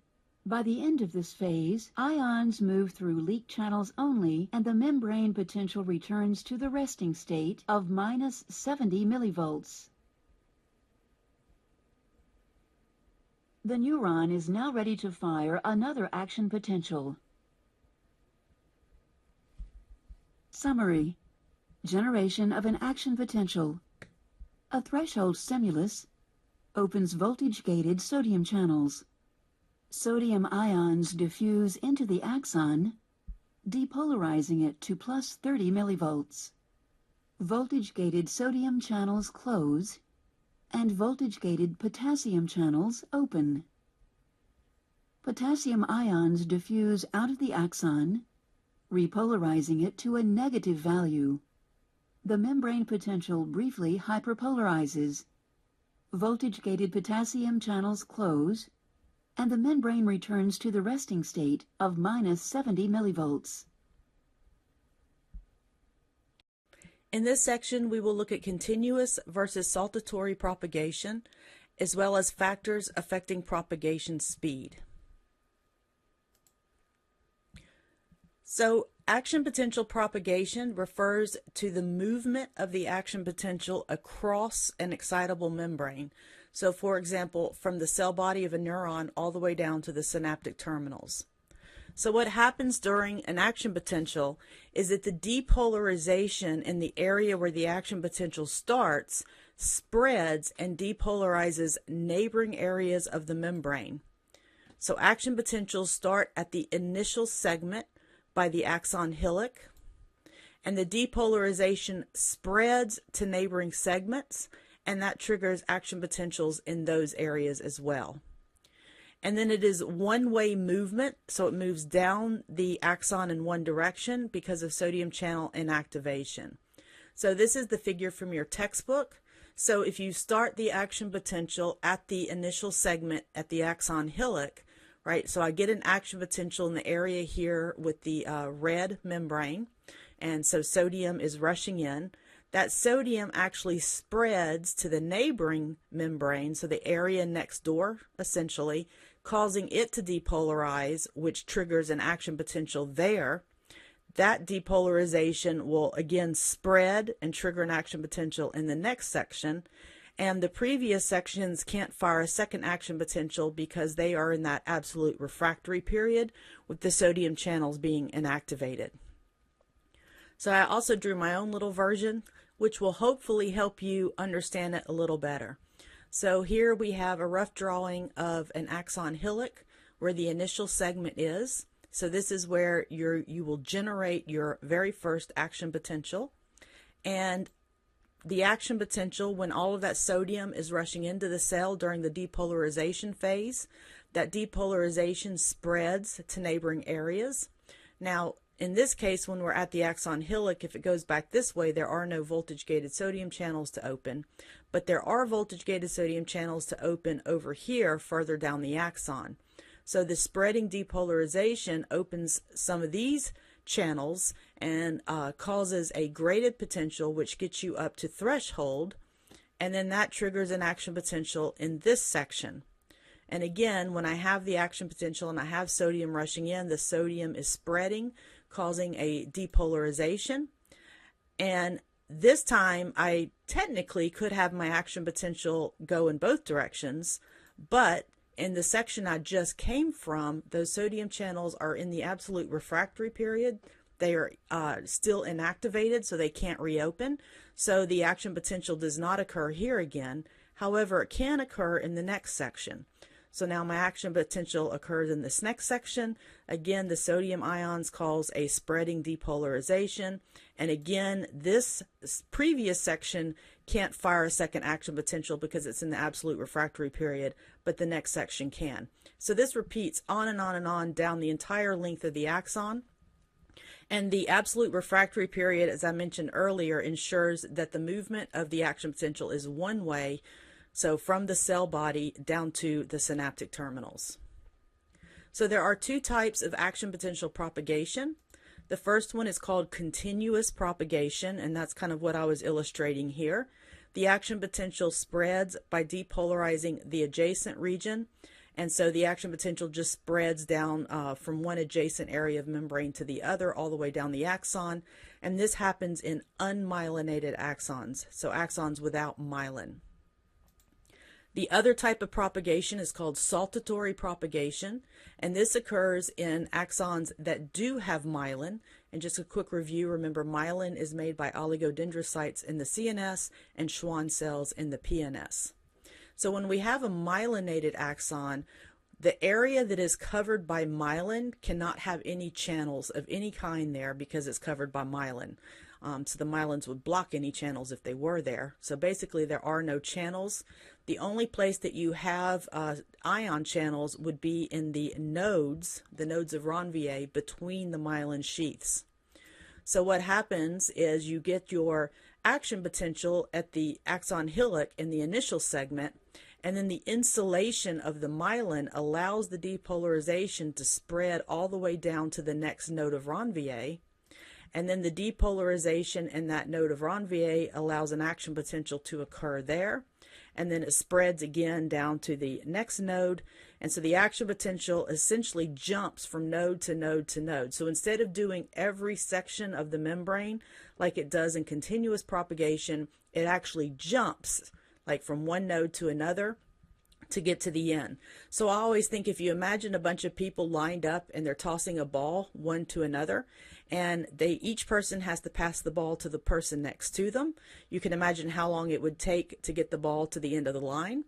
Now imagine the same situation with a line of people and you're passing a ball down the line, but now each person can throw the ball to the person 5 people down from them, right? That's going to get the ball to the end of the line much faster.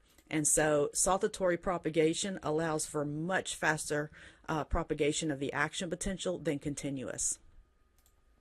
So quick little review.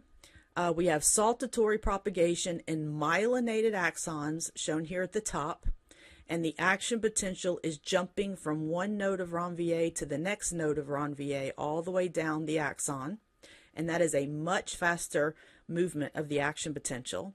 And then with continuous propagation shown in the bottom, that is an unmyelinated axon, and the action potential can only spread from one area of the membrane to the next, and it has to do that down the entirety of the membrane, so it is slower. They both allow action potentials to get to the end, to the synaptic terminals, but action potential movement or propagation is slower in neurons without myelin. So the speed of action potential propagation, it depends on the size of the axon as well as the myelination, as we just saw.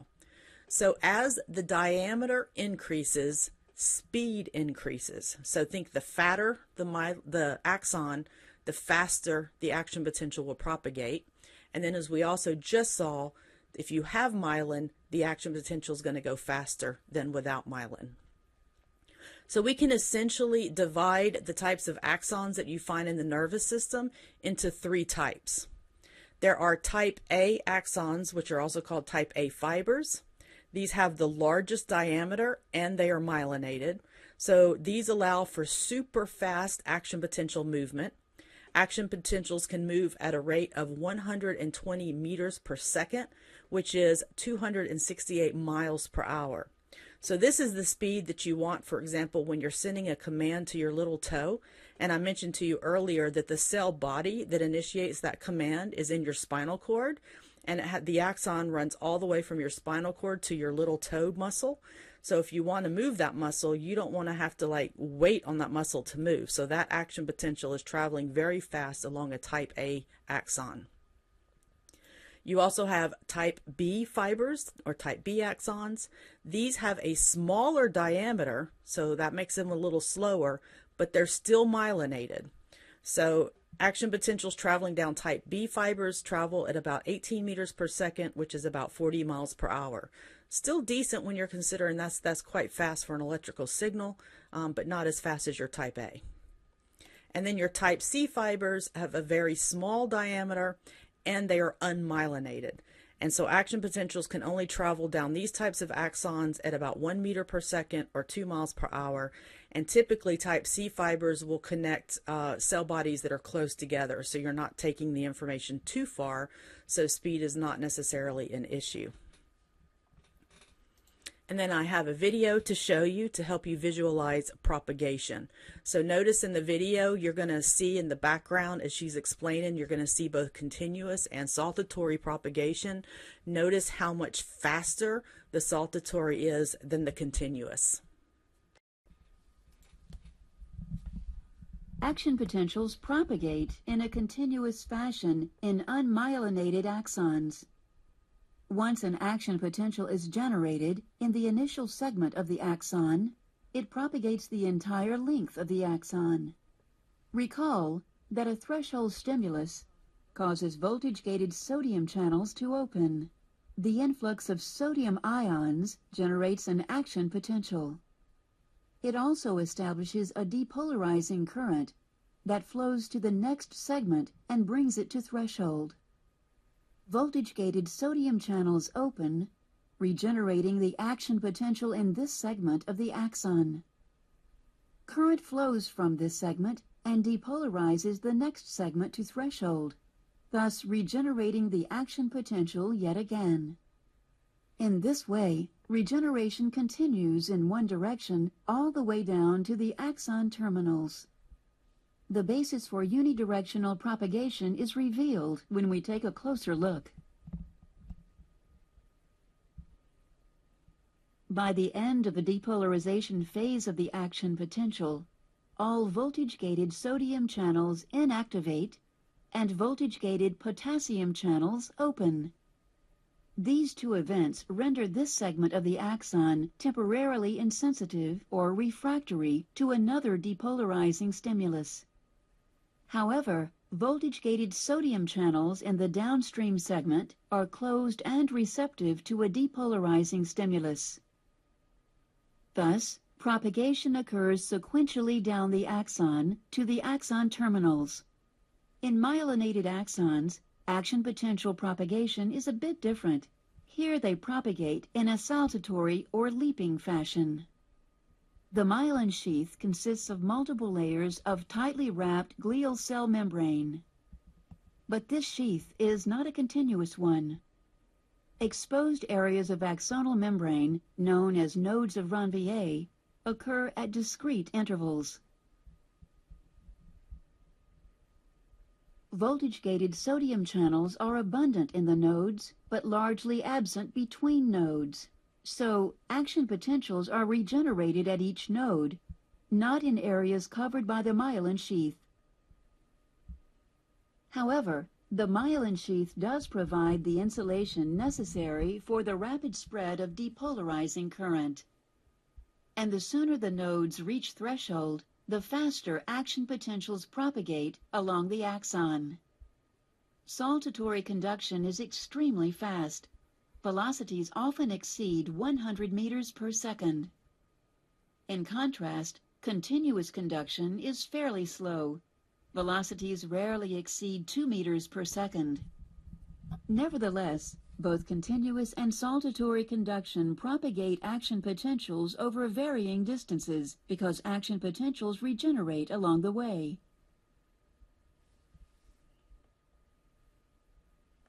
Summary: propagation of an action potential. Once generated, the action potential propagates the entire length of the axon without decrement. So before we move on to what happens at the synaptic terminals, let's do a quick review and compare and contrast graded potentials with action potentials. So we're going to look at these two different types of potentials. So first, remember that graded potentials can be either depolarizing or hyperpolarizing. So that means that if you open ligand-gated sodium channels, you would get a depolarization. Or if you open ligand-gated potassium channels, you would get a hyperpolarization. Whereas action potentials are always depolarizing, and they always involve opening voltage-gated sodium channels. Graded potentials, there are no thresholds because there are no voltage-gated channels to open. Graded potentials are just ligand-gated ion channels or mechanically gated ion channels. Action potentials involve voltage-gated ion channels, so you must reach a threshold value in order for it to occur because you have to change the membrane potential to open voltage-gated channels. With a graded potential, the amount of depolarization or hyperpolarization depends on the strength of a stimulus. So as we saw before, a small stimulus would give you a small change, medium stimulus would give you a medium change, and a large stimulus would give you a large change. With an action potential, it's all or none, so all or nothing. Once you get a threshold stimulus, so once the threshold value is reached and you get an action potential, all action potentials are identical. There are no like half action potentials. With the graded potential, you have a passive spread from the site of stimulation. So wherever the resting membrane potential changes, that spreads out in all directions, but decreases over a distance, as our next point will show you. With the action potential, an action potential at one site will depolarize the adjacent membrane. So as I just said, the graded potential, the effect on the membrane potential decreases with the distance from the stimulus.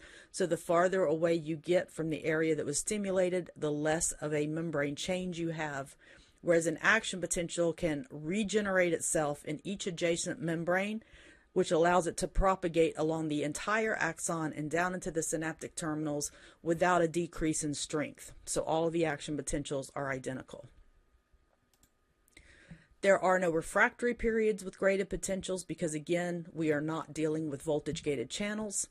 Action potentials do have a refractory period. The one refractory period is because of the inactivation of voltage-gated sodium channels, and the other refractory period is when the membrane is hyperpolarized.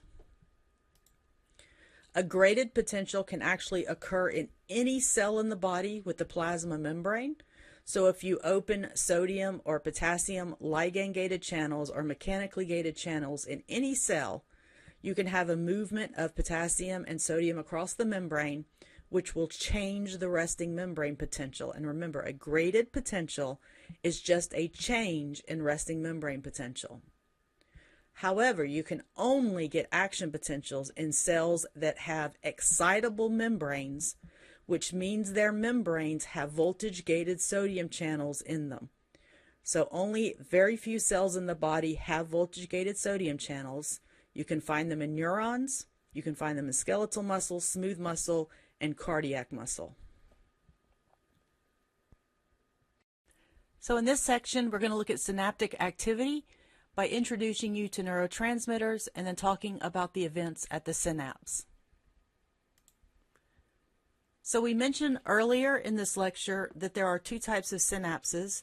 There are electrical synapses through gap junctions, and then there are chemical synapses that use chemicals to cross a synaptic cleft between a neuron and the cell it's talking to. So the most abundant type of synapse, and the one that is used primarily by the nervous system, is the chemical synapse. And the name of the chemical that crosses the space between the neuron and the cell it's talking to, or the synaptic cleft, is called a neurotransmitter.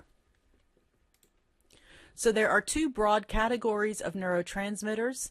We refer to a neurotransmitter as being excitatory if it causes depolarization of the postsynaptic membrane, which can lead to the generation of an action potential. So remember, depolarization makes the membrane more positive and moves it toward the threshold value that is needed to open voltage-gated sodium channels, which allows you to have an action potential. You can also have inhibitory neurotransmitters that cause hyperpolarization of the postsynaptic membrane, and this would suppress the generation of action potentials. So, for example, we could open up potassium channels, which would cause potassium to leave the cell. The cell would become more negative, so it's moving away from the threshold, which makes it harder to get an action potential. Now, there is a key point here. Even though a lot of times you will see the terminology of an excitatory or an inhibitory neurotransmitter, it's important to remember that the effect of the neurotransmitter actually depends on the properties of the receptor it binds to, because some neurotransmitters can have both excitatory or inhibitory effects depending on their receptor. For example, if a neurotransmitter binds to a ligand-gated sodium channel, or whether it binds to a ligand-gated potassium channel.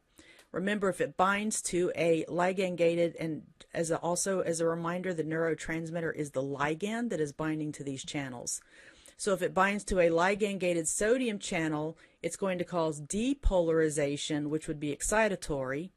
But if it binds to a ligand-gated potassium channel, it would cause hyperpolarization, which would be inhibitory.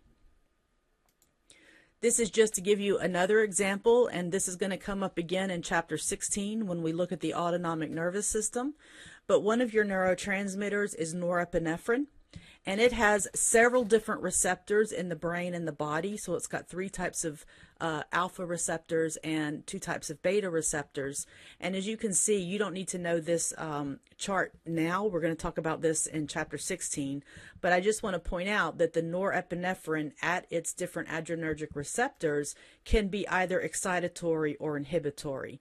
So this is just to drive home the point that the effect of a neurotransmitter depends on the properties of the receptor and not on the neurotransmitter itself. However, there are some neurotransmitters that consistently have just an excitatory or an inhibitory role, and we will mention those later. 2 examples of this is glutamate and GABA.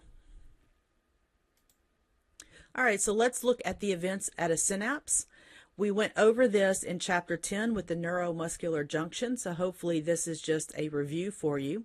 And in this particular example, we are going to look at an excitatory cholinergic synapse.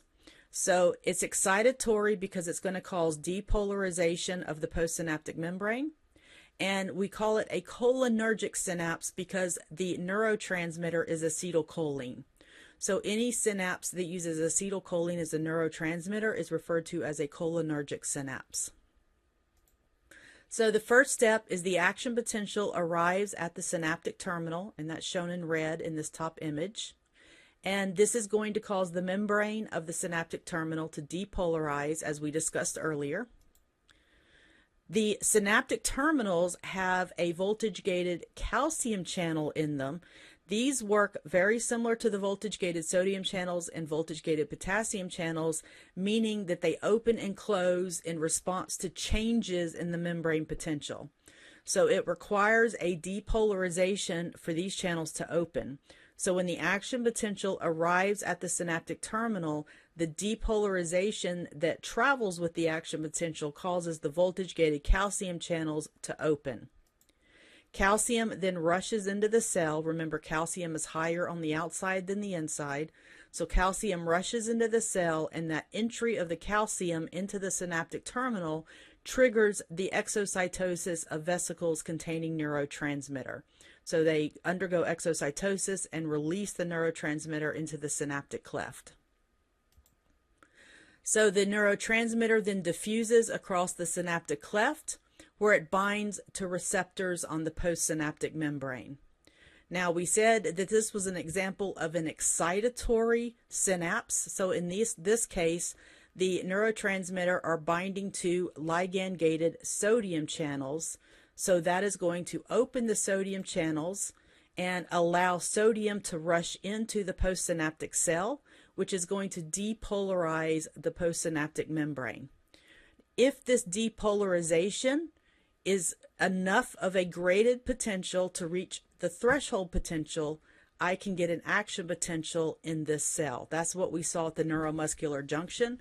Our depolarizing stimulus caused by the acetylcholine opening channels was enough to reach threshold, and I got an action potential in the muscle cell. And then to turn off the response, the neurotransmitter must be removed from the synaptic cleft. And if you remember from chapter 10, in the case of acetylcholine, it is broken down by acetylcholinesterase. In other cases with other neurotransmitters, we may have little reuptake channels that pump the neurotransmitter back into the synaptic cleft. So again, just a quick review with a different picture. So we have a slightly different picture here. So number one, the action potential arrives at the synaptic terminal, causing depolarization. The depolarization opens the voltage-gated calcium channels, and calcium comes into the synaptic terminal. The calcium entry triggers the excitosis of the synaptic vesicles, which contain the neurotransmitter. The neurotransmitter is released into the synaptic cleft, where it diffuses across the synaptic cleft and binds with receptors on the postsynaptic membrane. And then the neurotransmitter is removed from the synaptic cleft. And then remember that the response we get down here at the postsynaptic membrane depends on the specific neurotransmitter receptor combination. So for example, if this were a ligand-gated sodium channel, I would get sodium rushing into the postsynaptic cell, which would cause a depolarizing graded potential. And if my depolarizing graded potential reached threshold, I could trigger an action potential. However, if this specific combination was a ligand-gated potassium channel, now potassium would leave the postsynaptic cell, which would hyperpolarize the postsynaptic cell. I would get a hyperpolarizing graded potential. I would be moving farther away from threshold, and so I would get no action potential. A couple of other pieces of terminology. So a synaptic delay is the time that it takes between the arrival of the action potential to the synapse and the effect you get on the postsynaptic membrane. And this is the time that it takes for that calcium to come into the presynaptic terminal and for the neurotransmitter to be released and for the neurotransmitter to cross the synapse and bind to the receptors on the other side. Typically, this is 0.2 to 0.5 milliseconds, which is a very short time period, but you have to consider if you're trying to send a message through multiple synapses, then these times start adding up. So the bottom line is that the fewer synapses you have to cross, the faster the response will be. So when we look at reflexes later on in a future chapter, you'll see that reflexes with the fewest number of synapses are the fastest reflexes. Another term to know is synaptic fatigue. This occurs when the resynthesis and transport of neurotransmitter is insufficient to keep up with the demand. So all the vesicles in the synaptic terminal are releasing all of their neurotransmitter, and your ability to make new neurotransmitter and have it ready for future release is slower than you releasing it. So basically activity at that synapse will weaken until the neurotransmitter stores get replenished. This is why I say an 8 to 9 hour study session on a Saturday is not good for your brain, because at some point you'll start getting synaptic fatigue and you're not really learning the material you are studying. So multiple short study sessions with breaks in between will help you to avoid synaptic fatigue. Okay, and then I have a video for you showing synaptic activity.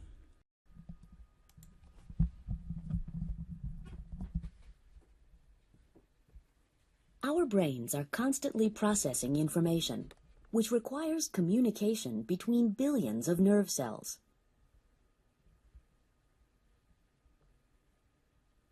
Signals are passed from a sending neuron to a receiving neuron at a junction called a synapse. An action potential in the sending neuron travels down the axon until it reaches a synaptic terminal.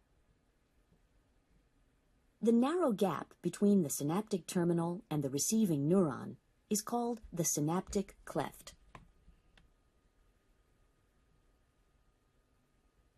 The synaptic terminal of a sending neuron contains numerous vesicles filled with neurotransmitters, chemicals that carry information across the synaptic cleft. When an action potential reaches the synaptic terminal, the vesicles fuse with the plasma membrane of the sending neuron, releasing neurotransmitters into the synaptic cleft. The neurotransmitters affect the receiving neuron, changing the distribution of charge across its membrane. Let's take a closer look.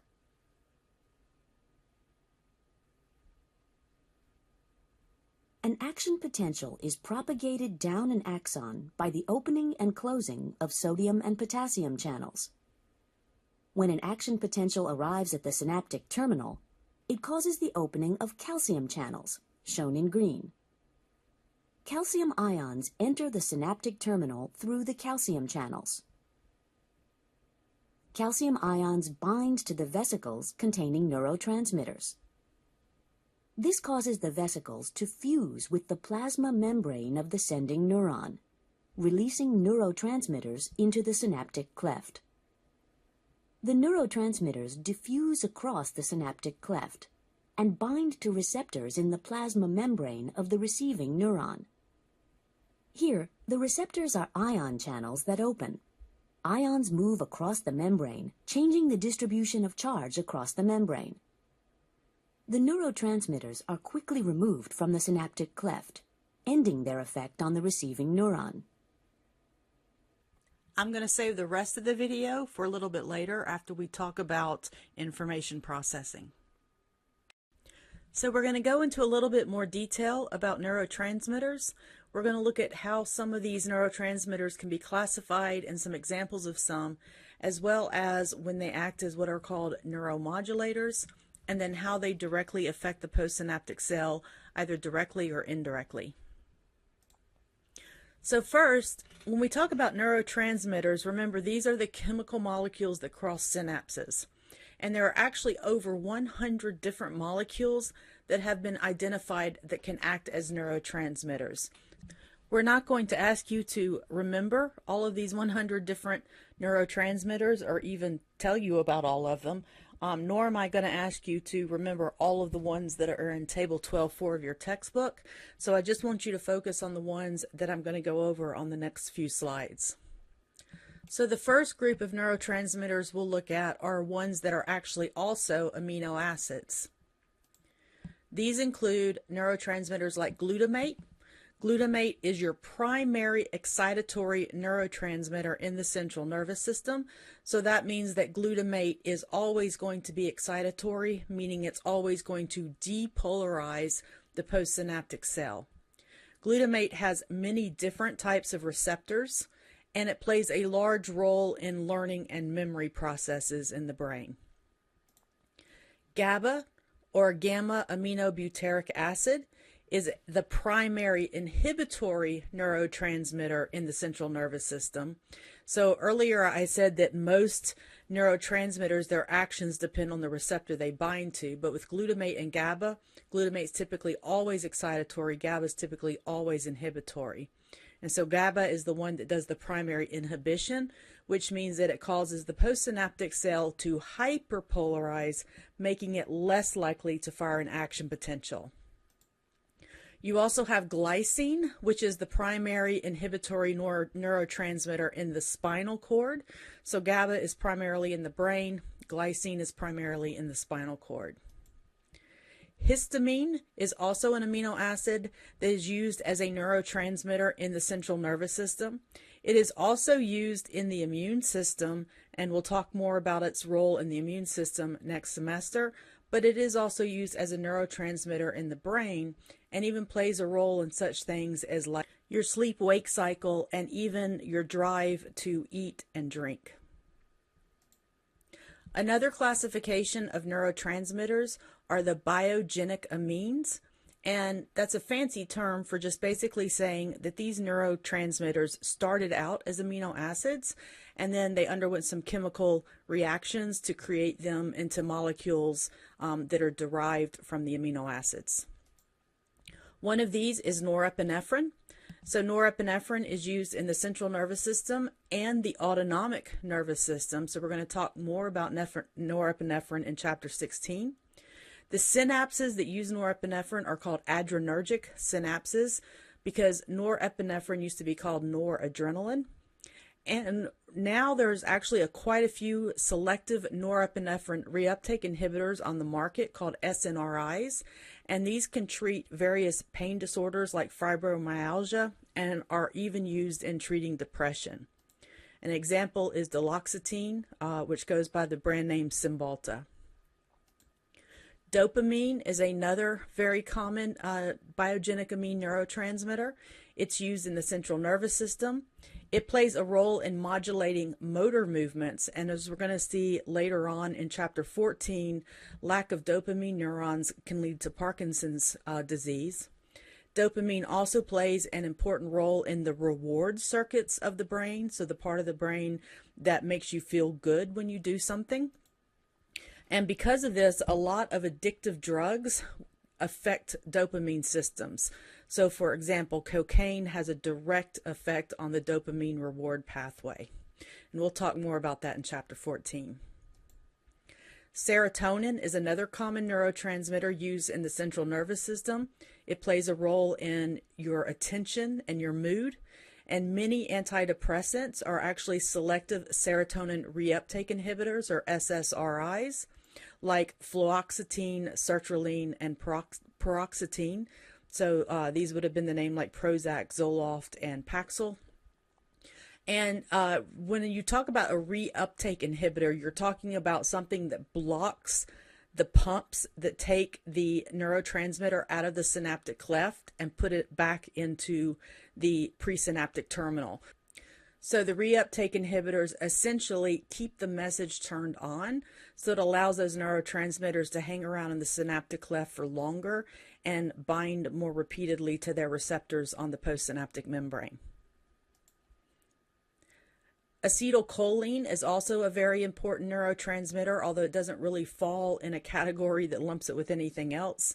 This acetylcholine is used in the central nervous system. It's used in the autonomic nervous system, so we'll talk about it again in chapter 16. And it is used at the neuromuscular junction, which is why we introduced it to you in chapter 10. Synapses that use acetylcholine are called cholinergic synapses. There is also a group of neurotransmitters called neuropeptides, which means they are just small little protein molecules. And the best example of these are the group of compounds called opioids, and these are used in the central nervous system. A good example of an opioid you make yourself is called an endorphin. And the opioids typically provide what we call a neuromodulatory role, and we'll see more detail about that in just a moment. But basically, a neuromodulator is adjusting activity at a synapse. It's not doing the direct action, but it's adjusting the action of another neurotransmitter. Opioids, like endorphins, bind to the same receptors as the group of drugs called opiates. These include things like morphine, codeine, heroin, fentanyl, etc. And in fact, activation of opioid receptors can also affect dopamine release. And remember, dopamine is connected to the reward pathway, and that is why these drugs are highly addictive.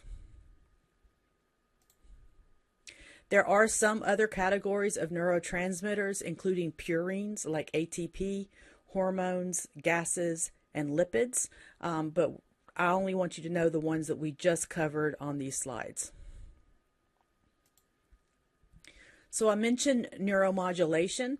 A neuromodulator can affect activity at a synapse. So if we look at this picture down here, I have my synapse right here in the middle. This is my presynaptic terminal that says PRE, and over here is my postsynaptic membrane. This would be like on a dendrite of another neuron. So this is what we've been talking about all along, the synapse here. But what actually happens in the brain is that you've got other neurons that pass close by, and they can send out little projections that can affect what happens at this main synapse. And those are called neuromodulators. So for example, they could alter the release of neurotransmitter by this presynaptic terminal. They could also change the response of the postsynaptic cell to the neurotransmitter. So in essence, these are other neurons that are altering the activity at this main synapse. A good example of a neuromodulator is an opioid.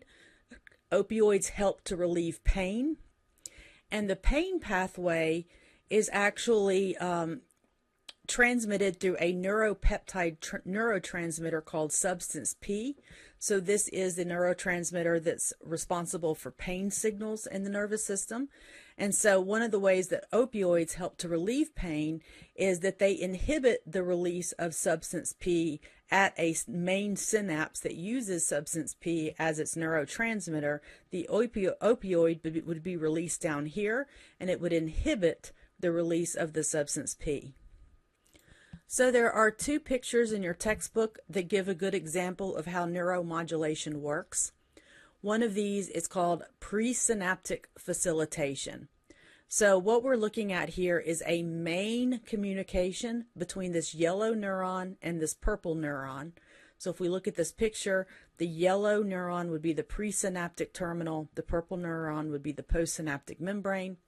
And then the neuromodulator, so the one that is adding neuromodulation, would be this green neuron.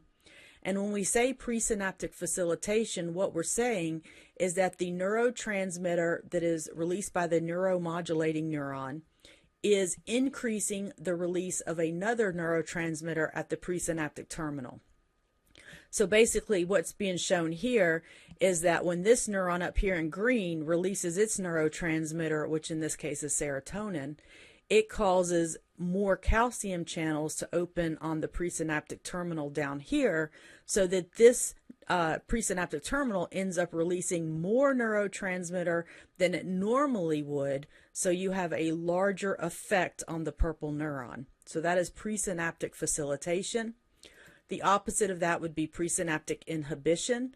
So our green neuron this time is releasing GABA, which is going to inactivate the calcium channels. So now when this yellow neuron has an action potential, now the calcium channels, fewer of them open. So less calcium enters, less neurotransmitters released. So you have a reduced effect on the postsynaptic cell. That would be presynaptic inhibition. And both of these are examples of neuromodulation, or how one neuron can affect what's going on at the synapse between two other neurons. So the last little part about neurotransmitters is how they actually work. And there are actually two main types of effects. Now, so far, up to this point, what we have mainly seen are what is called direct effects. The neurotransmitter binds to a ligand-gated ion channel, and this ion channel opens or closes. So because the neurotransmitter is binding directly to an ion channel, we call it a direct effect. And because we have ion channels that are opening or closing, we call it an ionotropic effect. So a direct effect is an ionotropic effect. And so if you look at this image below, this was our example of like acetylcholine that comes down and binds to the acetylcholine channel. It opens the channel and ions cross the membrane. So depending on what type of channel it is, the direct effects can either depolarize or hyperpolarize the postsynaptic membrane. So if it's a sodium channel, you'll get depolarization. If it's a potassium channel, you'll get hyperpolarization. Now, the type that we haven't talked about yet is a type called indirect effects. In these types of receptors, the binding of the neurotransmitter does not directly affect ion channels. The neurotransmitter binds to a receptor that causes changes in the metabolism of the postsynaptic cell. So indirect effects are called metabotropic effects. So on the left side, Here we have an example called a G protein coupled reaction. So the neurotransmitter binds to a receptor called a G protein, and this sets off a series of events within the cell that changes metabolic activity and activates enzymes, and eventually can open ion channels. And then on the right side, we see one of the gases like nitric oxide, which can cross the cell membrane. It goes inside, it can activate enzymes.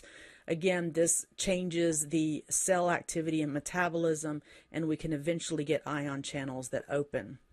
But the key here is that with indirect effects, aka metabotropic effects, the neurotransmitter does not directly open the ion channels. That's why we're saying it is indirect. So the neurotransmitter itself is considered to be the first messenger. It activates other molecules inside the cell called second messengers. And then eventually you can get the opening of ion channels, which would depolarize or hyperpolarize the membrane. But this is like down the line, like down the assembly line. The neurotransmitter did not directly open the ion channels. Okay, and in this final section, we're going to talk about information processing. So postsynaptic potentials and temporal versus spatial summation of the postsynaptic potentials, and then finally the frequency of action potentials. So first, some terminology for stuff that we've already been talking about. So we talked about the postsynaptic membrane being depolarized if we opened up ligand-gated sodium channels. But now we're going to introduce a piece of terminology. We call this an EPSP, which stands for excitatory postsynaptic potential. And it's when the postsynaptic membrane becomes depolarized. And an example of this would be like when you open a sodium channel and sodium comes into the cell. So if we look at this picture here, so at an excitatory synapse, right, we would have the release of a neurotransmitter that would bind to, for example, sodium channels, which would cause sodium to rush into the postsynaptic cell. That makes the postsynaptic cell more positive, so we would see the membrane potential go up in the more positive direction, and that is called an EPSP, excitatory postsynaptic potential. Then we've also talked about how we could open up like potassium ligand-gated ion channels, and this would hyperpolarize the postsynaptic membrane. And now I'm giving you a new term. We would call that an IPSP, or an inhibitory postsynaptic potential. This is when you get a hyperpolarization of the postsynaptic membrane.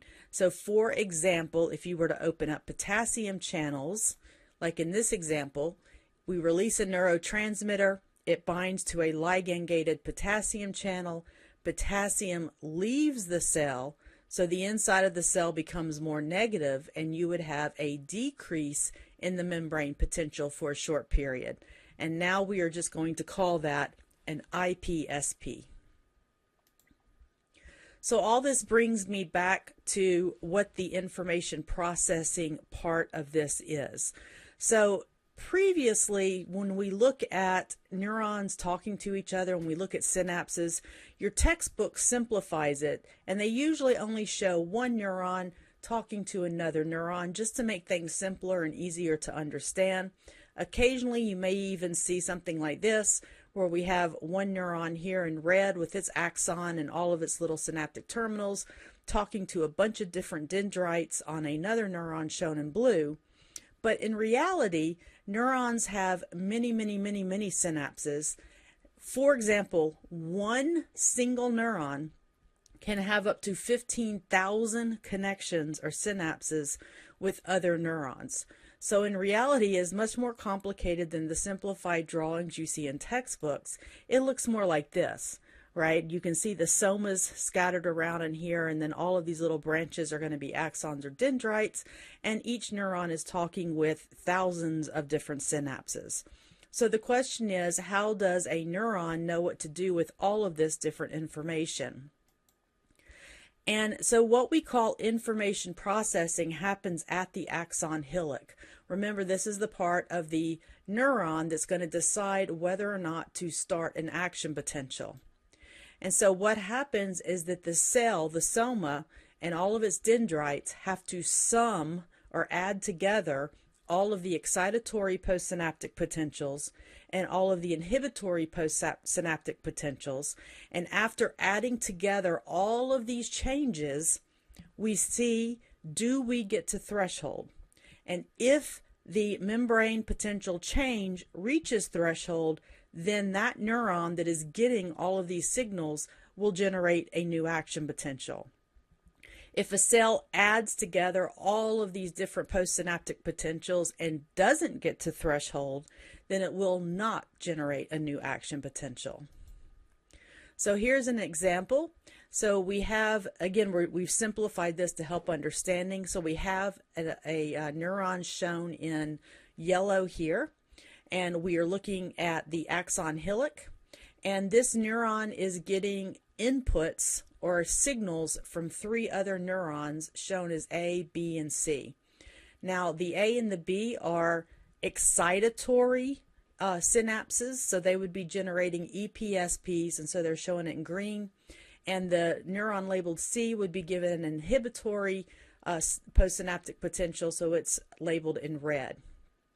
So as an example of how the summation happens, right? So let's just look at this little A synapse, right? So if I get one signal at the A synapse, I'm going to have a little bit of a depolarization because it is excitatory. So a little bit of blurb into the positive direction. Again, if I just hit that neuron, like I just get one signal there, I'm going to get a little bit of depolarization. However, if I get 2 signals at that synapse back to back, very close together, those 2 little blurps here get summed together. I add together the overall change, and if I hit threshold, then this neuron in yellow will fire an action potential. Here's another example from your textbook.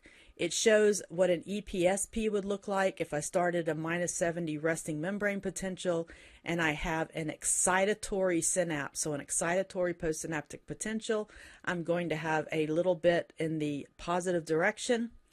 If I have a different synapse that is a hyperpolarizing inhibitory synapse, I'm going to have a small movement in the negative direction. And here's another example of summation. If I have both of these inputs at the same time, then the neuron will add them together and they basically cancel each other out. The excitatory bit moving up and the inhibitory bit moving down cancel each other out, and the membrane potential actually stays at -70. So there are 2 types of summation. The first type is called temporal summation, and this is when we are adding up multiple stimuli that happens at a single synapse over time. So here's the picture from your textbook. So I've got my neuron that's receiving the signals shown here, and I'm showing one little synaptic terminal from another neuron coming down here. So we're looking at just one synapse. So if the first stimulus arrives, I get a little bit of depolarization. But if a second stimulus arrives before the first stimulus has had time to completely dissipate, the 2 are added together. And once I add the 2 together, the change is large enough to get me to threshold, and so I get an action potential in this neuron. So if a second action potential arrives before the effects from the first one have dissipated, the effects are magnified, and this is temporal summation. And here's a way I can look at it on a graph. So again, I'm looking at just a single synapse between the orange neuron and the green neuron. So the first time the green neuron sends a signal, I'll get a little EPSP, which is shown by the first hump. And then if the second signal comes down before the first one's had time to dissipate, then I'll get a second EPSP. And if I stack the 2 EPSPs on top of each other, I reach threshold and I get an action potential in my orange neuron. The other type of summation is spatial summation. So this is the addition of simultaneous stimulations from multiple places, so more than one synapse. So again, if I look at the example from your textbook, now I am looking at 2 different synaptic terminals talking to this big neuron. So if each one sends a signal that's excitatory at the same time, both of those excitatory signals will be added together, and if it's enough to reach threshold, then again this neuron will fire an action potential. And this is how it would look on a graph. So I've got my orange neuron being talked to by a red and a purple neuron. If the red neuron sends a signal, it gets an EPSP that's not enough to reach threshold. The purple neuron also can send an EPSP that's relatively small, but if they both send them at the same time, I get to stack them on top of each other, so I'm adding them together. Now I can hit threshold and the orange neuron can fire an action potential. So to summarize, let's take a look at this picture. So just a reminder, a movement in the positive direction is an EPSP and a movement in the negative direction is an IPSP. So I am looking at this main beigeish colored neuron, and I've got 3 excitatory synapses, E1, E2, E3, and 1 inhibitory synapse, I1. So here's one example. If E1 and I1 fire at the same time, so the excitatory one and the inhibitory one fire at the same time, the signals cancel each other out. So E1 would give me an EPSP, I1 would give me an IPSP, and if they fired at the same time, these two would actually cancel each other out and I would have no change in my membrane potential. And that is an example of spatial summation because I'm adding together from 2 different locations. Here's another example. If E2 fires many times in a row, the result is a signal large enough to reach threshold. So again, E2 is an excitatory synapse. So if it fires once, I get a bit of an EPSP, then it fires again, I get another EPSP. Once those EPSPs add together and I reach threshold, then my main neuron gets an action potential. And that is an example of temporal summation because it's multiple times at the same synapse. And then the final example was spatial summation.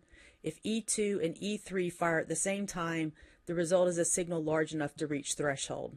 So now instead of looking at 1 inhibitory and 1 excitatory, I am looking at 2 excitatories.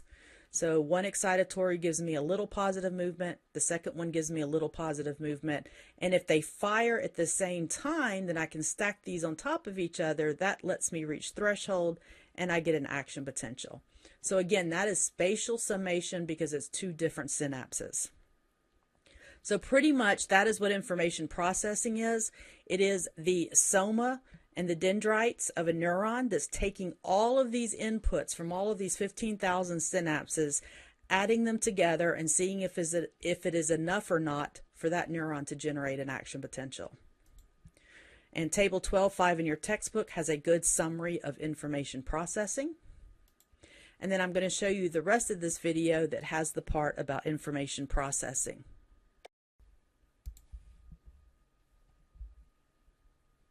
A single neuron can receive signals from many sending neurons. The signals arriving from the axon on the left are excitatory. They make the receiving neuron more likely to generate an action potential, as indicated by the green glows. Signals from the axon on the right are inhibitory. They make the receiving neuron less likely to generate an action potential, as indicated by the red glows. The 2 sets of signals cancel each other out, and no action potential is generated. Now, only excitatory signals are transmitted, and the receiving neuron generates an action potential down its axon. The signals that pass between these and countless other neurons constitute our thoughts and coordinate our activities.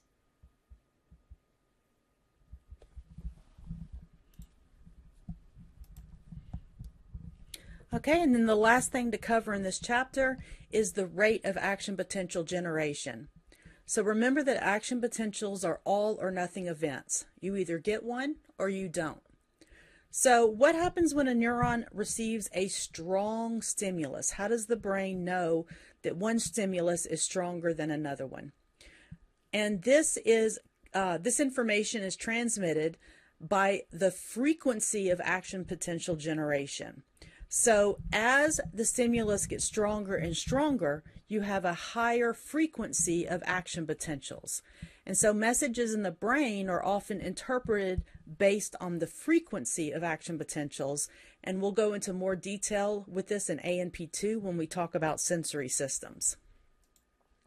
But for now, just know that the greater the depolarization, the higher the frequency of action potentials. So if you look at this little graph, on the left, we have what is called a subthreshold stimulus, and what that means is that this stimulus was too small to even give me an action potential.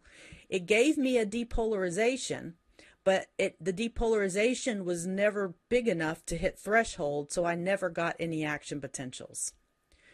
With the next stimulus, I had a threshold stimulus, meaning that the depolarization was enough to hit threshold, and I got a single action potential. So this line sticking up here represents an action potential.